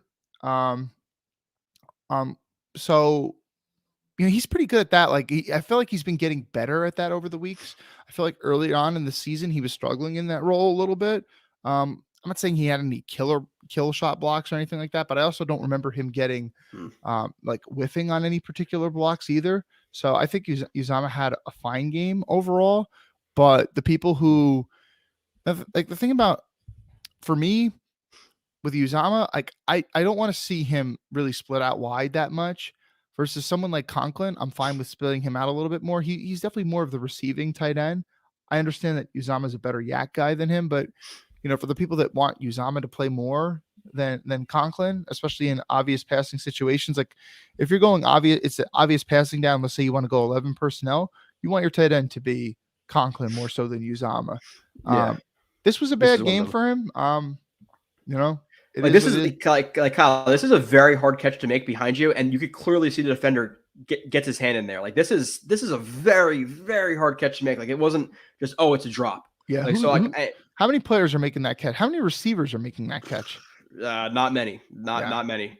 In this situation, adjusting your body like that, and a guy getting his hand in, you have to have ridiculously strong hands to bring that ball in. So, again, that one over the middle that was near pick, brutal. That one, I wouldn't even put that as a negative play. It's either a positive or negative. Like that's a neutral play for me. If he caught it, you would have been like, "Oh my god, holy shit!" Yeah. So. Let me see if I can find the other one that he dropped. Be like, oh, it's a terrible drop. And again, we're just trying to be fair. Like, I'm just being fair. I'll defend somebody when they need to be defended. I'll shit on somebody when they need to be shitted on. But that one is not what I'm going to shit on Conklin for. But the one thing as I was sifting through my plays here, trying to find some certain stuff. The thing I want to mention with Bam Knight is there was another play where Bam Knight had a really, really bad read where he didn't follow a blocker. I think it was, I don't know if it was like counter or power or one back power, whatever it might have been. But you had the puller who was, blocking like he should have, outside shoulder versus inside shoulder of the defender, and Bam Knight cuts outside and loses like 2 more yards than he should have. So his vision's even struggling at this point, which is obviously not ideal for him. But yeah, Uzama was fine. Conklin again, that one bad drop, but let me see. I think this is the one I was talking about. White near, yeah, this is it. Where the ball's a little bit inside again, the defender gets his hand in there. So let's see exactly like freeze frame it when he goes to catch the ball here. But like this is when we're like, oh, we're killing him. It's a terrible drop ball. Is it a terribly drop ball? Like he gets his hand in there again. Like so, you put this ball. I mean, listen, he had a touchdown like this against the Patriots on very similar type of play where he's the single receiver on the backside. And so Zach Wilson's red zone touchdown was just like this. You put this in front of him, he's going to snag it with his hands. So yeah, I'm not trying to be like a Conklin truther, but obviously we're going to show people what we're seeing. Like all drops aren't the same. Past that, Kyle, anything else to add to the tight ends? I guess we can get to the let's get to the receivers and we'll get to some of the trenches on the offensive side. I mean, I did see some people in the chat saying Rucker. I mean, I would like to see some Rucker. I mean, I'm not saying play reps, like substantial amount of reps over these guys, but if you're dressing Kenny Yeboah for special teams, I mean, is it possible that Rucker can play some special teams too, and maybe he can get a couple snaps in every game? If one of these guys needs a little bit of a breather or they get a little bit banged up. I mean, I would like to see the kid at some point, although when he did play against the Browns, he certainly did not impress at all. Yeah, sorry. Yeah, I mean, just look at these legs. They just keep churning. Bam Knight. There is something to be excited there with that kid, man. So for the receivers, Kyle, Garrett Wilson obviously had like 8 catches, 160 yards, whatever it was right there. He was inches away from getting that touchdown, which hurt, and then he was inches away for running in a 80-yard touchdown from Mike White if he was able to connect with him. Again, his eyes went back a little bit early. But with that being said, you're looking at a guy who could have easily, like, let's just give him that play, like 9 catches, 260 yards and a touchdown. Like, holy shit. Like he is lighting up right now. Like without Wilson, his stats something crazy. It's like he'd be on pace to have like 1,400 yards this year if Zach Wilson never came into the game. So he's already showing he already is number one, and he's still a rookie. Like he's only going to get better. So I think we're talking about a guy who's going to be a legitimate top 10 receiver for the Jets. He's really exciting. Again, Davis had a drop in this game. I could show both of those as well. They're not as bad as some people think. I wanted to pick your brain on Corey Davis. His big catch in the end of the game. Why is he? I was wondering, why is he catching this ball with his body? And part of me wondered if he caught it with his body a little bit to kind of shield the defender, because if he stuck like his hands out. Yeah, exactly. Yeah. Did you think that too? Yeah, I thought he tried to box him out there. Okay. When I watched it. That's what I thought, but I wasn't 100% confident in myself. Is this not playing on your screen either? I don't know why it's not. Now it's playing. It's playing now. Okay, yeah. But like this is where people be like I'm not sure if it was this play that people said, or like, oh, which by the way, his mechanics here are not necessarily great from White, but like this play was one I believe that people were like, oh, you have to start targeting him, and another drop ball. It's like, really? Are you sure? Like, so, and I'll pull up the other one too, which was a drop, but that was the interception, right, where he got hit early. I could pull that one up. Yeah. The White interception here from Corey Davis, where it's like, yeah, Corey Davis dropped this ball, dude. The guy, like, yeah, oh, that wasn't him. Sorry, let me go back to. They were really gonna, it's a little bit behind again, but the defender is there. A good. He's there now, so he's there early. And again, it's hard for the refs. It is a little bit bang bang, but we can't put that on Davis, So it is like, and this is another good view of it. Like, how early is he there, Kyle? He's there real early. And dude, I mean, like, yeah, and an NFL receiver catch the damn ball, but like when you're running that fast out of a break and the ball's totally going against your momentum, it's tough. It's not easy. I mean, he's there now. The ball is still 3-4 yards away, and it's behind him, and his arm is in there. So like, you're expecting Corey Davis to catch this ball. How? Like, if you literally look how he goes to catch the ball, again, he has to adjust to it, and the defender's arm is in there. So how exactly is he supposed to catch this? So like, and again, I think you could argue, okay, well, like DeAndre Hopkins, really good receivers make that catch, sure. So we could put some blame to Corey Davis there, sure, if you want to, but to act like we need to get him off the field and cut him because he's terrible because he dropped that ball is a little bit crazy, right? So that's at least how I see it. I really like Corey Davis, honestly, for the value that he has on this team, like what his contract is. If you're comparing him to, Mims is the closest comparison in terms of how they're deployed out there. It's a really big difference between those two. I do feel like he's a good leader and stuff. Obviously, the blocking is good too in the run game. Corey Davis is not your problem. Cutting him is not going to really do you a lot of good. He should be on this roster next year, absolutely, in my opinion. This one has missed. Oh, never mind. I gotta pull this up. Sorry, go ahead. Did any part of you think he might run all the way into the end zone on his big catch late in the game? Oh yeah, man, I really did. But he got caught around the ankles, and when I watched it back, I thought it was in live time. I thought it was a little bit more of like a shoestring tackle, but the defender got a good amount of his leg there, so I don't want to kill him. I don't want to kill him for that one either. But moving on from that, we have Mims as well in this game, who that one play, pass dude, deflection, the pass interference. Like how? Like listen, that was bad. I think everybody says it before they say it. Like, oh well, I'm not the guy to call. But you have Reed and Sauce who are grabbing Justin Jefferson's jersey. Fine, call it. And apparently the refs they had are more prone to calling pass interference. But then you have Mims who's running a vertical. I don't know exactly what type of vertical route it was. It was a vertical route. He's coming back for the ball. The defender literally pushes him like 3-4 yards up the field as Mims is trying to attack the ball. And there's no pass interference there. It's like, what are we doing here? So I could put that up. I'll put that one up too. We're like, how are we not calling that one? That one at all. Where exactly where was that in the game? Maybe it was like Mims. No, it was earlier to mid game. I think it was on the earlier part of the game.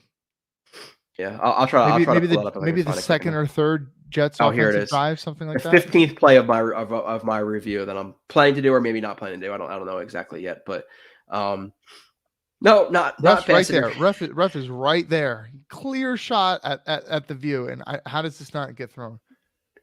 Defender doesn't even attempt to look back for the ball. I mean, like I mean, that's pretty much almost as bad as it gets, other than like straight up tackling a guy. That, and then you had the play arrives. where Patrick Peterson is tackling Barrios on an end around, and he grabs his horse collar and brings him to the ground, and it doesn't get called. The ref is sitting literally right there.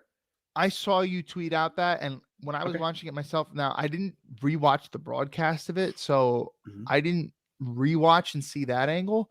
But from the all 22 angles, to me, it's not 100% clear that it's a horse collar tackle. Well, it's not necessarily. People put like, oh, it's just the back. It's the rule reads to the side to the back. Like if you just grab that, if you're grabbing if you're grabbing the top of someone's shoulder pad, no, that's considered a horse collar tackle. No, it has to be inside the collar on the side. But can you be certain that he got his hand inside the collar there? Because part of me wondered. Listen, Barrios is a small dude. Like part of me just wondered, did he just happen to get a really good grip on that shoulder pad area and just bring him down that way? Yeah. We could pause it. I'm sure here, but I guess for me, it's hard to tell that he's definitely got his hand inside there. How the hell would he grab? You know how tight those jerseys are? You think he's just going to grab the shoulder pad? Just by that's going to stop. I would say it is very unlikely that he could. Very unlikely.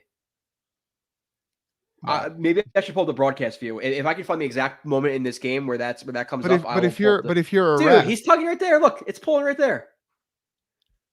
Okay, let me try to make it bigger on my screen. At what time of this game was this? I'll pull it up on this. Oh, this is towards the end, man. This is like one of the Jets' last drives. Yeah. It kind of does look like it's in there, but I can't tell for sure, man. Yeah. Well, based on that tug and how the ref is right there, so he's you'd think he has a pretty clear view, but you typically almost always call the horse collar tackle when it's from behind. Like it's so obvious because like the way you're not going to be able, when someone's running forward and they go backwards. Okay, obviously it's a horse collar tackle, but there it's like, is it that obvious right there? Yeah, the only thing is I would have to close my browser to pull up how I get into my film because it's in a different browser, so I have to really finesse that, and then to not show exactly how I get my film. I actually can't pull up my film how I get it, so I don't want to do that. Don't worry about it. Let's see if I can pull up. Maybe it's on Twitter where people are talking. Maybe not. Nonetheless, I thought it was a PR or a horse collar, but past that, for the receivers. Elijah Moore, again, he did a good job adjusting on the sideline there. Obviously, the ball was thrown. He did have a nice end around. He did have a nice end around, which I believe I have as well. I could pull that one up. Video two defenders miss. I would like to start to see him get more of it. I know Connor Hughes had the tweet and saying, "Oh, he should definitely be getting more of this. He's a better player than Barrios." I'm not so sure that he's better at end arounds and stuff. Truthfully, if it's not Barrios over Moore for end arounds, what are we paying Barrios for exactly? Now, the only thing, and I was on Buffalo Jets fan, so shout out to him last night. The only thing I could say is, now in terms of like looking at who's the best at yak on the team at receiver, I'm putting Wilson above him clearly. I'm putting Barrios above him. Now, the only thing I will say in terms of Elijah Moore getting some more of those reps is to change up the pace, because when guys see Barrios running jet motion or orbit motion, okay, it might key them off. Where when Elijah Moore's doing it, they might not key on it as much. So for a change of pace, yeah, sure. But Barrios and Wilson are better yak guys than him. So you're going to put your third best guy in that situation. Why exactly? Again, now for a change up once or twice a game, okay, I'm cool with that. But past that, I don't agree at all that he's better than Barrios. And then again, what are you paying him for? Because that's what he is for this offense. He's a gadget guy and a returner. He's not really a backup slot. And then he's a backup slot, but you're not really going to see a field like that. So I don't agree with that at all. But with that being said, I'd rather see some more. Yeah, sure. Yeah. I don't have anything to add there, really. Okay. Yeah, sorry, took it over a little bit. I don't know if I have that play, to be honest. But with the offensive line, Brown and this was one I feel like I didn't watch them closely enough. Fant had a really good game. I believe Nani actually did a review. I don't know how many plays it is. I don't know if I think it's actual plays in there because I get the messages when we upload files. But watch his review of him. To me, he was very, very good. He obviously had the one block in the back, but overall, he was pretty solid in pass protection. His pass sets looked a little different than what I'm used to seeing for him. He oftentimes crisscrosses his feet when he goes into pass sets. I didn't see that much for him this game. Yeah, I have to go back and watch like exactly. But past that, the offensive line in general was not great in the run game. Pass pro, I No. thought they were pretty solid. McGovern Brown was not struggled. McGovern struggled. This was one of minus. his not worst games. I know he had the big block on the Bam Knight run, but Yeah, other than that, he was pretty bad. yeah, and Herbig wasn't great either. And then you had Laken Tomlinson, who had I forget exactly what the pass blocking situation was, but he chases either inside or outside way too much, and Mike White has pressure in his face legitimately immediately, which I can pull it up because I'm pretty sure that was like 40s in the 40s, something like that, where I was like pass pro question mark, because dude, he has some games where he's okay, but he has mind-numbingly bad mistakes for a guy who's been in the NFL for however many years he's been in there. But He was supposed to be a smart person too. He went to Duke, right? yeah, well, I think he wants to be like a neurosurgeon. I do not want this. I don't want him operating on my brain, dude. There's no fucking way. He can't do pass protections here. So let me see if I could. I don't know why it's like lagging a little bit right now, but dude, like, what are you doing? And like, we know pass sets and stuff like that. Like, yeah, okay. Like, okay, with Danielle Hunter over him too. Like, it might have been like a lock here where he didn't have to worry about him, and then you had like a gap protection here where the left guard, left tackle slide left, but does he not know that McGovern's covered by 55 here? Like, what is he doing? He is mind-numbingly bad at times. So yeah, this is the last guy. This is the discount version of neurosurgeon you want. If you're willing to take that risk, go ahead for Laken Tomlinson. But based on his pass protection at times, I'm not doing it because that is just terrible, dude. But so he was bad again. He needs. I cannot wait for him to go. Like, he is not worth $15 million, Kyle. And like, not to be too harsh on the guy, but we said it when he was signed. Like, I did the film review. You watched a film review right after, and we're like, dude, does this guy really be making $15 million a year? Like, Jesus, dude. He's terrible, especially considering the contract he got. So the offensive line struggled this game. I'd say pass pro was a little bit better than the run game. They didn't really get a lot of pass protection in the run game, but there's really nobody that I would say had a plus game minus Fant, which is great. Obviously, him coming in healthy, or hopefully healthy, and his first real action in a couple of months. He was the only one I was truly impressed with out of this group. Yeah, and we didn't even talk about Max Mitchell, and you do wonder how much of it was because of the whole blood clotting thing, and no, he struggled, and they said that after the game. I think they took him out because he struggled. Like, he had a pass protection that he blew, allowed at least a pressure. I think at least a pressure. He had a play in the run game where he overset a little bit to the outside, opened up a little bit too soon. I think it was a Darius Smith across his face, got a tackle in the backfield. So Max Mitchell struggled as well when he's in the There was one play too where, what's his name, Harrison Phillips or whatever, like really like just threw him to the side like he was like a little rag doll. Yeah, he definitely struggled for sure. And he was playing really high in this game too. High, off balance. It was quite a rough game for him. Yeah, and at least one of those blocks, like, and I think that was the play he got ragdolled, was his feet weren't following him. Like, he was leaning a lot into his blocks, and not, again, obviously if you don't have a base into your blocks, you're going to get ragdolled, like you said. So that was a problem for him. I guess we could move on to the defense, Kyle, if you want. I don't know if you have anything else to add. The defense was terrible. That's it. Like, I mean, they stepped up. They stepped up late in the game. Granted, the Vikings went a little bit conservative. Sure, but they also missed some throws, like Hawkinson in that play. And with it, like, so I'll go through them quick individually. We can hit on more. Like, Quinn Williams, good game. He had a couple of run stuffs. He had a couple of pressures. He had a sack. He was good this game. Rankins had a few plays he popped up. Okay, that's fine. Clemens had a few plays where he popped up. The play where I don't know if you remember. I don't remember exactly. I think it was an inside zone away from JJ. JJ gets he gets cut by the sifter, and then he and he makes a tackle. Yeah, that was a nice play by JJ. Past that, the pass rush. I know they got the ball out pretty quick. The pass rush was a little bit disappointing to me, especially considering Darisaw and a bad interior offensive line. They got 1-2 sacks, so a little bit disappointed. Quincy had a few big plays in this game. He had the huge hit on Hawkinson. There was a play where Mosley just did not fill at all. Like, it was third and short, and there's a massive gap. And typically, when you see a massive gap, what's going to come through that? A running back, and Mosley just sits there, and then the left guard climbs and blocks him, and he's just sitting there. So I could pull that one up too. So he didn't have a great game, but I guess let's just go through the defensive front first. I'm not overloading our plate a little bit, but okay. So like you said, Quinn. I mean, what I've really to say. I mean, like, the hesitation here for Mosley, man. Oh man, yeah, this was really bad. This is our touchdown run, right? When I was watching. Yep. Yeah, first touchdown of the game. What are you doing, bro? So, but continue. Sorry. That's just about as bad as it comes. I mean, like I understand, like, you kind of got to hold a little bit, like, but like you have to get inside there. He should be striking on 72s. Well, what's to our left? He should be nailing that shoulder and driving him that outside back. hit. You're on the goal line, man. You have to drive him back. You have to be the hammer, not the nail, right there. Completely different if it's first and 5 from the 50 than it is first and 5 from the 5-yard line. Exactly. Yeah, and give credit to Dalvin Cook.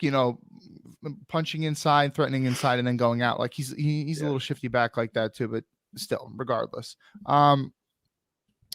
Let's see. Someone else who you didn't mention yet, Nathan Shepard. He did have one really impressive pass rush rep. Do you know what I'm talking about? Which rep I'm talking about? I don't. He had one rep where he basically hit with like 2 clubs, or was it 2 double swipes? And he it was so quick. It was one defender. I can't remember if it was I want to say it was the guard.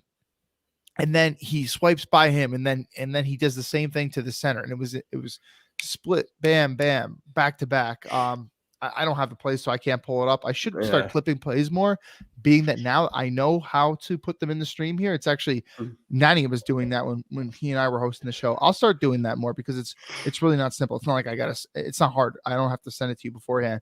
Yeah. But anyway, he flashed a little bit. Let's see who was bad on the front. So Bryce Huff was a little bit more quiet than we have seen recently. I think this guy, Brian O'Neill, this offensive tackle, the right tackle for the Vikings, is pretty good. I know PFF rates him high, but Huff might have had like 1 or 2 reps that he had on him that were pretty good.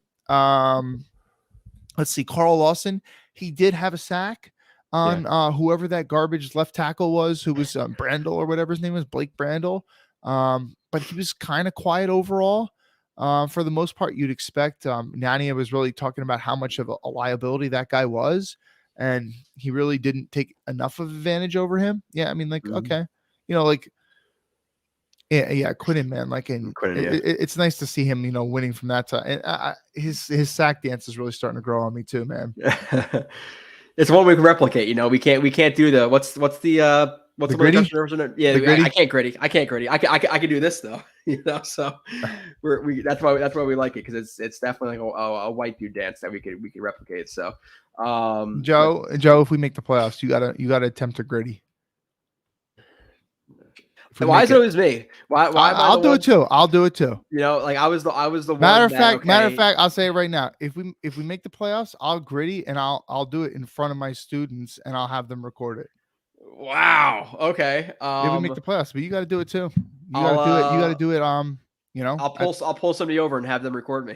No. You're going to be doing it. Okay. You're going to be tailgating for the playoff game, Joe.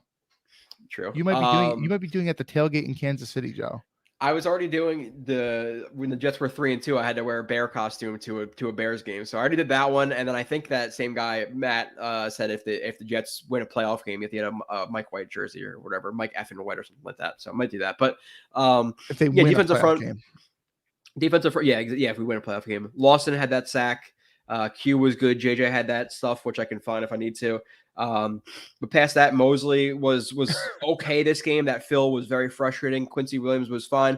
But moving on to the secondary, Kyle, I'll let you speak first about the secondary, but I'll let you hit it first. I have pretty strong opinions about them.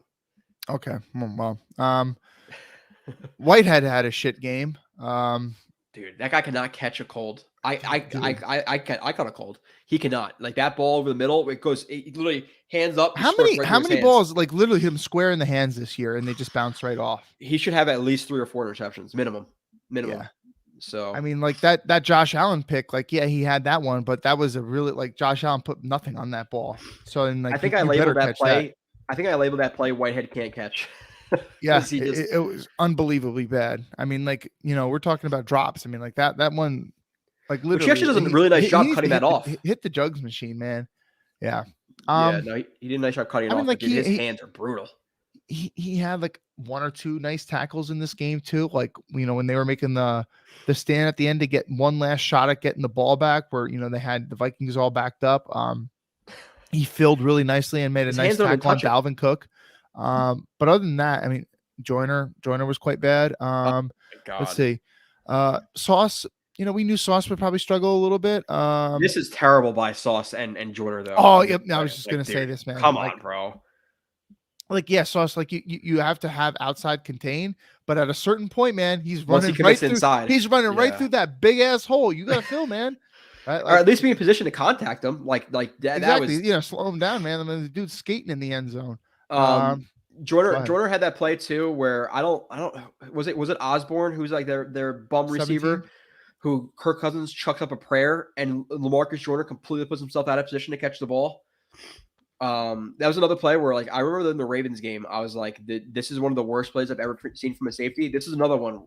I think I just put jet safety. Yeah, I labeled this jet safety as LOL on this one because like this is the one to Rager, right? Isn't this the one to Rager? Is it Rager? Yeah, this is Rager. Dude, they're like Whitehead. His tracking of this ball here is absolutely terrible. And same thing with Joyner, terrible safety play, dude. Like, what are we doing here? That almost reminds you of like really early in the season. Like they were struggling really early in the season, like the Bengals and the Ravens games. It kind of looks like that. I have one more. It was even more frustrating than that one because I don't know what Joyner is trying to do. Let me see if I could find it. Jets D lucky JJ drop no. Joyner. I labeled this one, Kyle, for the review is gonna be Joyner question mark because I don't know what he's doing. I literally have no idea what he is doing here. Like what do you dude? Like and we'll go. Like I would go over it in the review. To me, we're looking at cover 2, and he's sitting down a little bit because there's no vertical threat from this side. And Joyner is supposed to be playing over this side of the field, deep half, but at a certain point, you have to match verticals when they go past you. And he just, dude, this almost looks like his controller, like the batteries died, and he just continued to take the angle, and it just died. Like, what are we doing here? Like what the fuck, dude? Like he is so, and he gets covered up by the defensive line and the corners so much. Joyner, I don't know how he got 5th in Pro Bowl votes for the AFC safeties, but is that true? Wait, that's true. He's 5th right now for AFC safeties. He's got a couple interceptions, and some people just vote just based on that. No, it's not because of that. It's because when you go to vote, he's at the top because he has interceptions, so he's just right there for fans to vote for. That's it.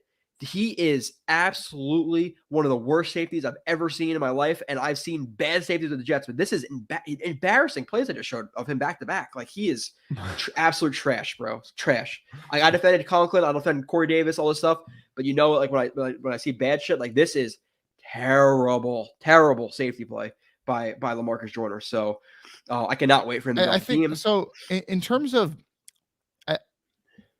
I'm not 100% sure, but in terms of big chunk plays, like their biggest plays that the Vikings had in this game, those might have been the 2 biggest plays. And literally, like, and granted, they could have had a huge one to Hawkins into if Cousins doesn't miss the throw, but they were literally just given on a silver platter because you have safeties that are, retreating back to Timbuktu. I mean, like that's really bad.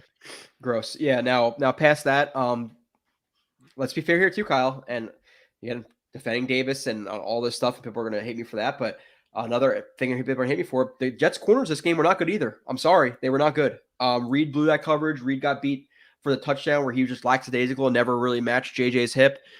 Sauce, there was a sequence where I was going to show it the review, but it's 3rd and 2. Or no, it was 2nd and 2.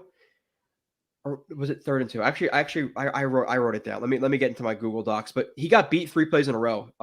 Sauce on that one drive. So let me see. Was one of those when Thielen beat him? So he got beat by. I put Jeff. So I must have maybe it was JJ. But 3 plays in a row, he got beat by JJ. Cousins missed him. It was like I think it was an out route where Cousins threw too far out of bounds where he was beat. The next play he was beat on 4th and 2. That's a play where he was retreating too much and he got beat on the slant. Which he was playing too far off on, which I think that one was Osborne. Okay, yeah, Osborne. Okay, so Osborne, he got beat there, and then the next play was the hold he got on Justin Jefferson. So he was not great in this game. This is the first game where I was kind of like actually legitimately disappointed with Sauce. All those other games were good. Some were more like good versus great. This is the first game where I think he legitimately struggled, minus whatever the numbers say. And then Reed again, like he got beat for a touchdown. He got a hold. He had the play where Hawkinson was missed, where he got beat there. So the Jets corners, this is the first game where they were actually bad. And people will talk about, we only let up 7 points in the second half. thankfully, Cousins was missing throws, and they got a little bit lucky. But this is the defensive performance, especially from the secondary. This game was pretty bad. Yeah, and there was one play too where Thielen, I believe, ran some type of out route, and Cousins missed high. But if he puts that ball on target, Sauce gets beat to the sideline there too. And DJ Reed, like I said before, there was the one play where, I really do. The guy is very good at breaking on balls that are in front of him. But he gave up way too much space to Osborne, and it was he always looks really explosive. But on that play, you wonder, was he maybe a little nicked up? I know he went out in the last game. Did he go out in this game? I don't think so. Part of you wonders, like he broke so slow on this one ball, like maybe he was hurt. I don't know, but that was bad. So that was a nice hit that was Whitehead hit right there, right? Yeah, but like, why are we playing so far off on 3rd and 2? Like, if you're bracketing them, why are we sitting 15 yards deep there? Like, it just doesn't make sense how they were bracketing that time. So I was frustrated with Mosley. I was frustrated with Joyner. I was frustrated with Sauce, with Reed. Michael Whitehead. Carter was pretty solid. Michael Carter was solid. Eccles wasn't good. Oh, that's the one, dude. Eccles got toasted this game when he came in. He let up at least three or four bad plays from Eccles this game. So if I was coaches like Eccles at certain points during the season, he was solid in relief, especially was it the Broncos game where he came in when Sauce got injured. But he's been bad enough the last couple of weeks where I'm thinking about reactivating Bryce Hall, because this game he was beat quite often when he was in the game. He wasn't in the game like too much, but like this one, easy yards. Like, there's nothing that frustrates me more from corners than just giving guys very easy yards here. And this was a zone, but at a certain point you got to match the two. And you're just letting him have the out. Like, there's just little things. Yeah, and he didn't play slot corner last year. He played a ton of reps last year, but it wasn't at slot. So part of me wonders how much of it is just him just getting used to the position. But regardless, you got a roster spot, and you got that roster spot over. Why am I forgetting 40's name? Who we thought was going to make the team? Guidry, yeah. I mean, they gave him a spot over Guidry, and part of the thinking behind that was, well, we think that Eccles can play on the boundary and in the slot. Well, clearly when he's in the slot, he hasn't been very good thus far. Yeah, it's lagging a little bit here again. But anything else to add from the corners? Again, I'm not. Listen, I still think I think Sauce is at the worst, the top 10 corner. You could argue for top 5. And this is one where Thielen, I don't know why it's not playing the beginning of it, but this is one where Thielen beat Eccles on an out and dropped the ball, or the ball was too far outside. But they got lucky at a good amount of points this game with the corners. So not good in this game. Other than that, we can recap. Special teams, listen, Greg the Leg, 5 for 5, a 60-yarder. Excellent game. Brandon Mann, I think Brandon Mann only had 2 punts in this game, but one of them was like for 37 yards again. Like, he has games where he's awesome and he pins him inside the 10, and he has games where he's shanking punts for 20, 30 yards. So he has to be more consistent. I'd almost rather have a consistent guy, because if I know, like, hey, listen, if my punter, if I'm not confident that he can give me a good punt on any given down, I'd almost want to go for it in like a situation where I'm on the plus side of the field and it's a short down in distance. And supposedly the stats say nowadays that it actually makes sense to go for it. It kind of sucks, because sometimes like the Jets will be on like maybe their own 40 or something like that, their own 45, and Braden Mann has like a 30-yard punt. And it's like, dude, if you were on your own 20 or your own 10, you could have had a much better punt and put them at the same position of the field. This is the play by JJ I was talking about before, by the way, people. Yeah. Like, he just reaches out with his arm. That's why before I knew exactly what play you were talking about. That's why I was like this. Yeah. No, awesome play. But and he's so powerful, man. What I wrote down about JJ, and I have to take a moment to find it word for word, but I said something along the lines of like, he is so powerful that whenever he begins to actually figure out and have a solid plan, and kind of really put everything together and have his get properly and stuff, like his bull rush can be really nasty. Like, we want to talk about like Carl Lawson's had a really nasty bull rush throughout his career, but JJ is so powerful, and he does have he's got good arm length, 34-inch arms. This play, Kyle, the 3rd and 11. I remember this. Oh God. Jeez. And I'm sorry to interrupt you, dude. My wife was laughing out loud after this play, because I was like, we're letting fucking Kirk Cousins, fucking slow ass white guy, run on us 3rd and 10 and truck us and stuff. I was like, he runs like fucking me out there. She thought that was really funny. And this was right after too. Like the amount of the defense in the first half, the amount of 3rd and 7s, 4th and 2s, 4th and 5s, 3rd and 5s they were letting the Vikings convert. Again, like and this is the first stream I've actually I've been shitting on Joyner and Whitehead the entire season. People way overrate them. This is the first time I legitimately felt negative towards Sauce and Reed, which they'll both bounce back. They're both very, very good players. But the defense overall, this game was it was brutal. It was brutal. I get it to the Vikings, all that stuff, but there was just way too many plays they were allowing. I don't know why this is fucking it's lagging really, really bad, but there's just way too many easy plays here for the Vikings, and that was obviously not necessarily easy catch, but like another conversion. It was just conversion after conversion after conversion. They were just pounding it down our throats the first half. So I was frustrated, but I've interrupted you probably the most I've ever had in this stream, so I apologize again, Kyle. It's all good. Like, yeah, I get excited, and crap happens, and you're a little bit under the weather too, so you're forgiven. Plus, it's called Blewett's Blitz for a reason, man. So I'm second in command here. So we were talking about defense as a whole. Yeah. Did we hit on all 3 levels of the defense, right? Yeah. So, and we talked about specials, Greg the Leg. Yeah, I mean, like how old is he?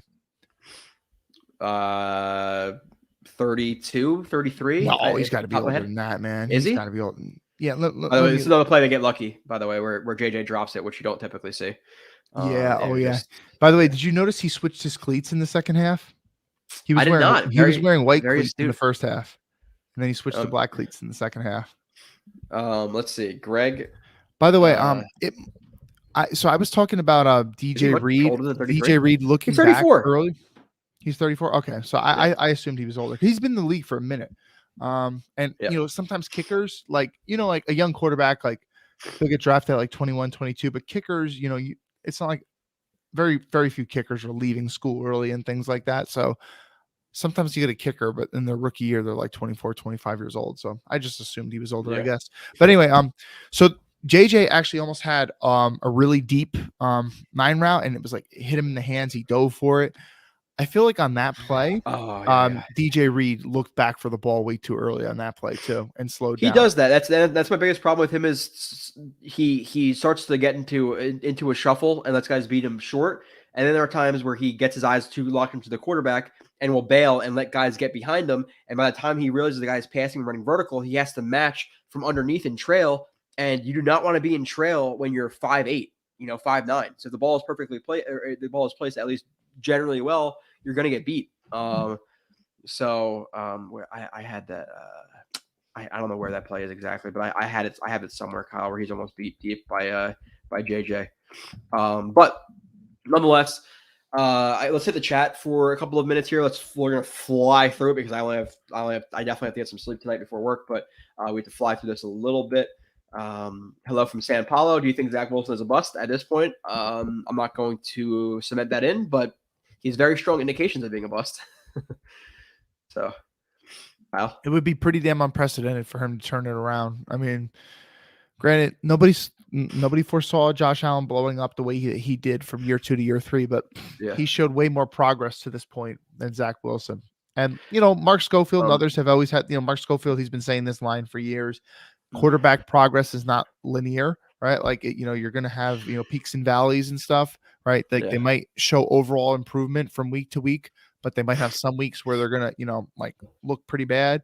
But Zach Wilson, I mean, like, look at him week 1 of his rookie year up until now. Do you see overall a good amount of improvement? The answer is no, unfortunately.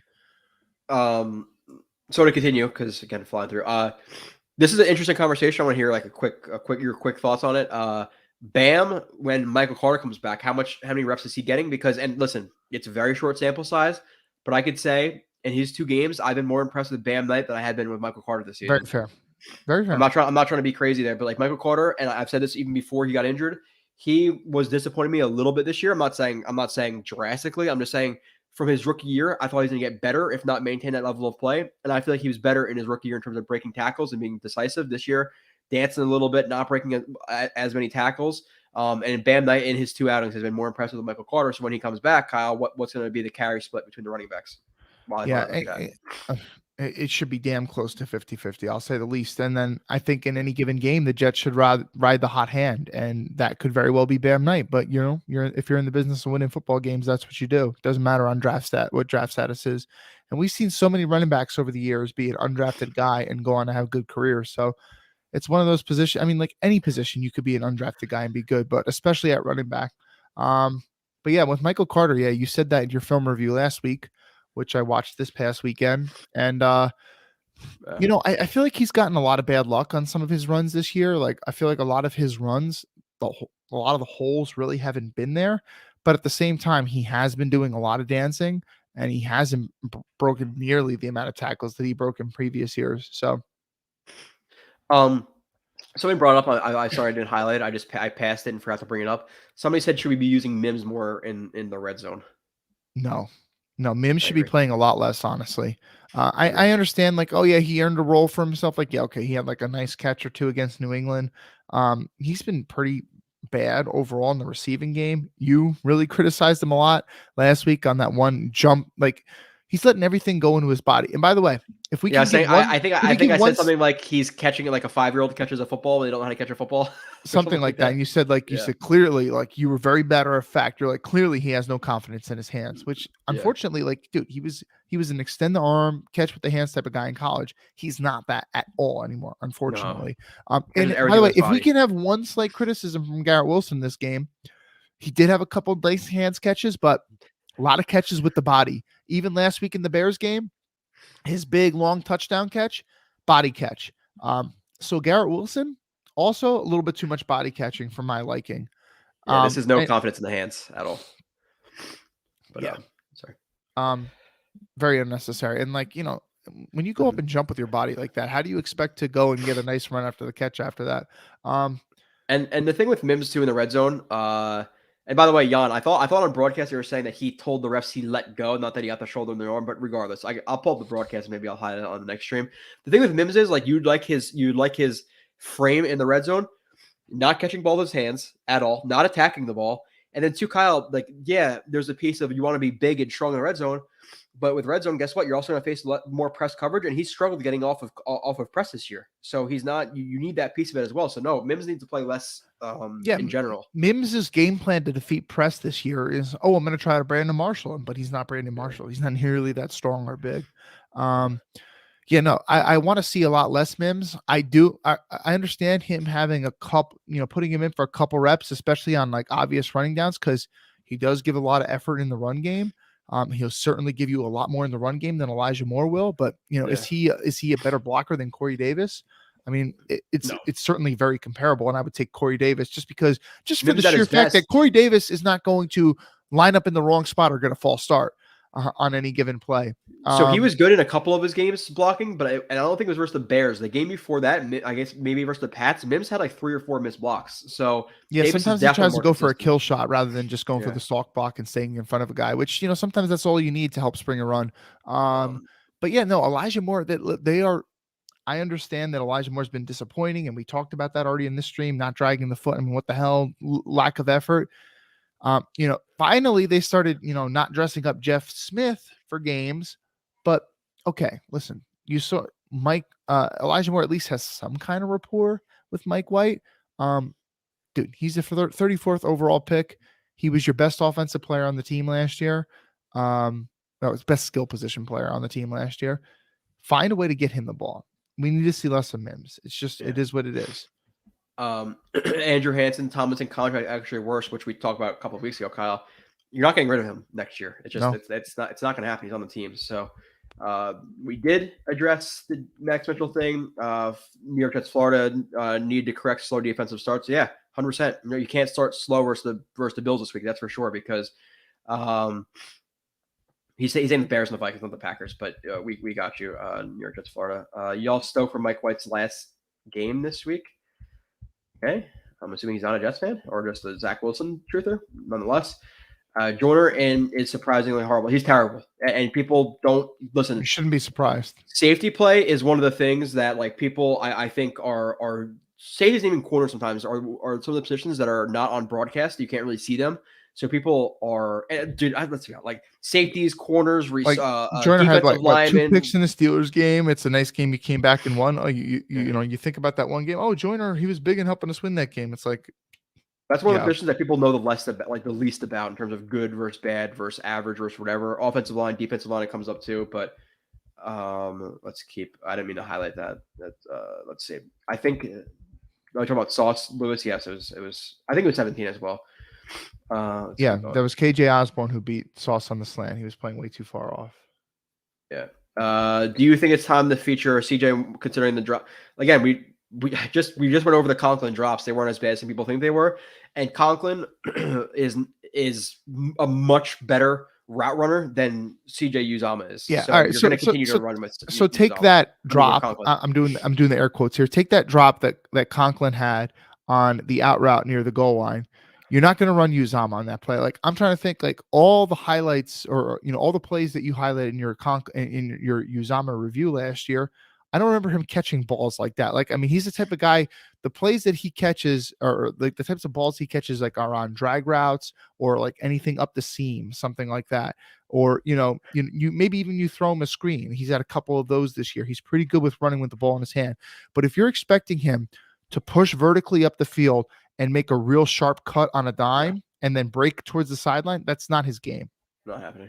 No, Conklin is easily the better route runner. The things I'll give, you can argue pass blocking, run blocking. You can argue you'll definitely win with Yak. Uzama's a better Yak player than Conklin is, but Conklin in terms of route running is he's a very good route runner. That's for sure. So no, you're not going to replace Conklin with anybody. And again, the drops were drops, sure, if you want to label it that, but they were also very, very hard catches at the same time, right? So, Andrew, are you going to do a review of our safety play at the end of the year? I'm planning on doing Q and Sauce and Reed and all those guys before I do the safeties.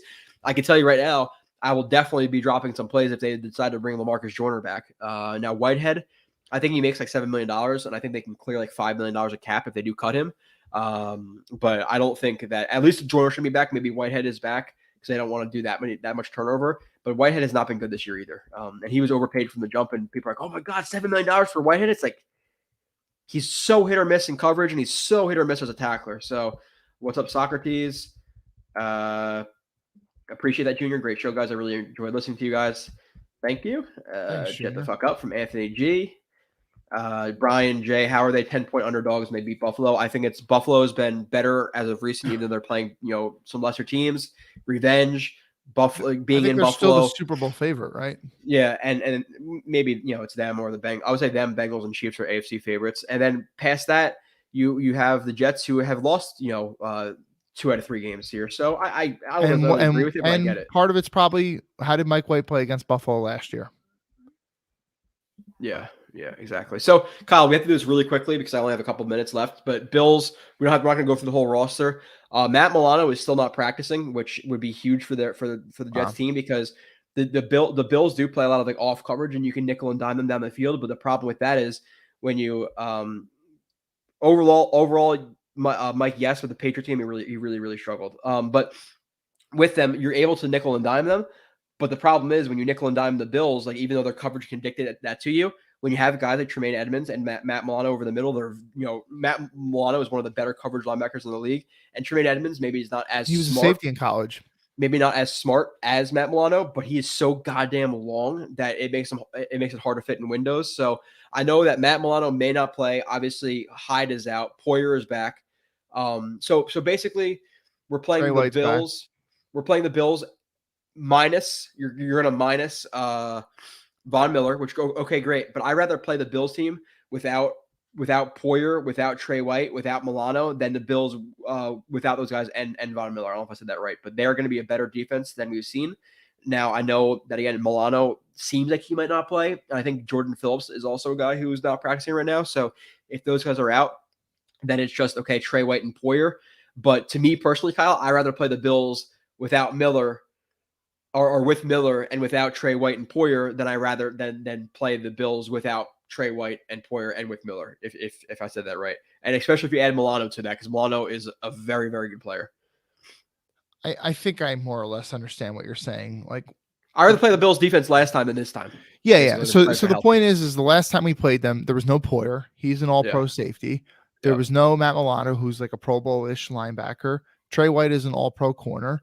So how is he been since he's been back? Have you paid attention at all to him? Trey White, dude, he's Yeah. only been back for like a week or two. So Yeah. I don't know, but I have to imagine if they sat him this long, they probably waited until he was healthy. Right? Like I feel like why rush him back? We know we're good enough. We could still win games without him. We want to make sure he's healthy for the playoff run. So I feel like if he is suiting up, there might be a little bit of shaking off the rust, but I feel like he's probably healthy. I haven't watched him though, so I can't really comment. It's just me speculating. Okay. But anyway, he's a stud. He's a very smart player. So I get your point. Last time they were missing 3 studs. Now Von Miller, who you could argue is better than any one of them, and he certainly has a bigger contract than any of them, and he's maybe even a more valuable position than any of them, but it is 3 players versus 1. So I get your point for sure. And it's in Buffalo, which, you want to talk about. Does anyone know what the weather? And I know we're still a couple of days out. But I actually looked up on my weather app. I think it's supposed to snow that day. Okay. Well, great. Because here's the thing too. And the Bills do not have a great run game, although I will say that the run game has improved since they started riding with James Cook more. James Cook, yep. They've been running a lot more inside zone. So that's something to monitor. The run game has not been good this year. Singletary, he's hit or miss. But our running game has struggled over recent weeks. I know Bam Knight's had some things here and there, but Robinson hasn't looked good. Is Michael Carter going to play? Right? Obviously, we don't have Breece Hall. So that means that Mike White's going to have to throw the ball more. But if it's snowing and it's really windy, you know how the winds can get in Buffalo. That's concerning. Right? And one of the reasons why the Bills drafted Josh Allen is because he's got that big time arm that could maybe cut through some of that wind. And, if anybody's insert your Zach Wilson win joke here. It's and I think the Bills, since they gave up that game-winning drive to the Jets, which is all on the ground, their run defense has been much, much better. Like I remember them versus the Browns, like they let up nothing to Nick Chubb, who's one of the better running backs in the league, behind one of the better offensive lines in the league. So I'm concerned.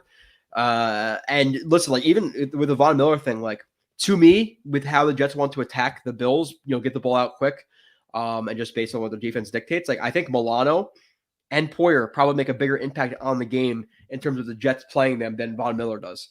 You can even argue Trey White. I'm not sure how he is, but I would rather play. Like you're telling me, okay, you have one of these 3 guys. You can scheme around a pass rusher. It's a little bit harder to scheme around a linebacker. Like if you're telling me which one of those guys would you want to play out of Milano, Poyer, and Von Miller? Give me Von Miller over Milano and Poyer. People think that's crazy, but they are very, very good players in coverage, especially when the ball is out. If the ball is out quick, you could obviously dissipate some of Von Miller's effectiveness. If that's, I don't know if I use that term right, but nonetheless, Kyle, it's 8:03. Give me your score prediction, and we got to, or I gotta run. As much as I'd love the Jets to win, and I want to be confident in them, and I certainly have been pretty confident with them in the picks throughout the course of the season, but I will have to go with Buffalo in Buffalo, and I will say Bills. I'll say Bills put up 31. And the Jets put up 17. 31-17. That'd hurt a little bit. I don't think I've picked against the Jets since the Packers game where they won. Or maybe I picked the Jets because they were there. I was going to that game. But regardless, I'm going to say Bills 27, Jets 20. Kind of reverse the score from last week. The Jets keep it within 7 points. They beat the books, whatever. They cover. But I'm just... with their run defense stepping up, with us beating them the first time, being in Buffalo, I don't see the Jets getting blown out. I see it being a relatively good game, but I think this is a game they lose, and then we're 7-6, and now we're talking about, God damn, like I really wish we won that Vikings game. God, I really wish we won that one of those Pats game, and we're talking about the Jets having to go 3-4 in their last 4 games. We'll see. Hopefully they win, and then we're gonna be ecstatic next stream, Kyle, if they win this game. Sweeping the Bills? We haven't swept the Bills since the 2011 season, I believe, was the last time we did. It's possible. Listen, we beat them. Like we can beat them. There's no team that the Jets cannot beat. So it's definitely in the cards, or it's possible, but I'm just not going to bet on it. Kyle, last words before we get out of here. It was fun as always. I hope that you feel better. People, you want to learn more about, some Jets, join the website, jetsxfactor.com. we always appreciate the super chats and stuff. And listen, if you like the video, hit the like button and subscribe, please. And Yeah, we thank never you. say that. Never say Yeah. that at all. But yes, like you said, hit the like button. I'm not sure how many likes we have or whatever, but we will see you guys next.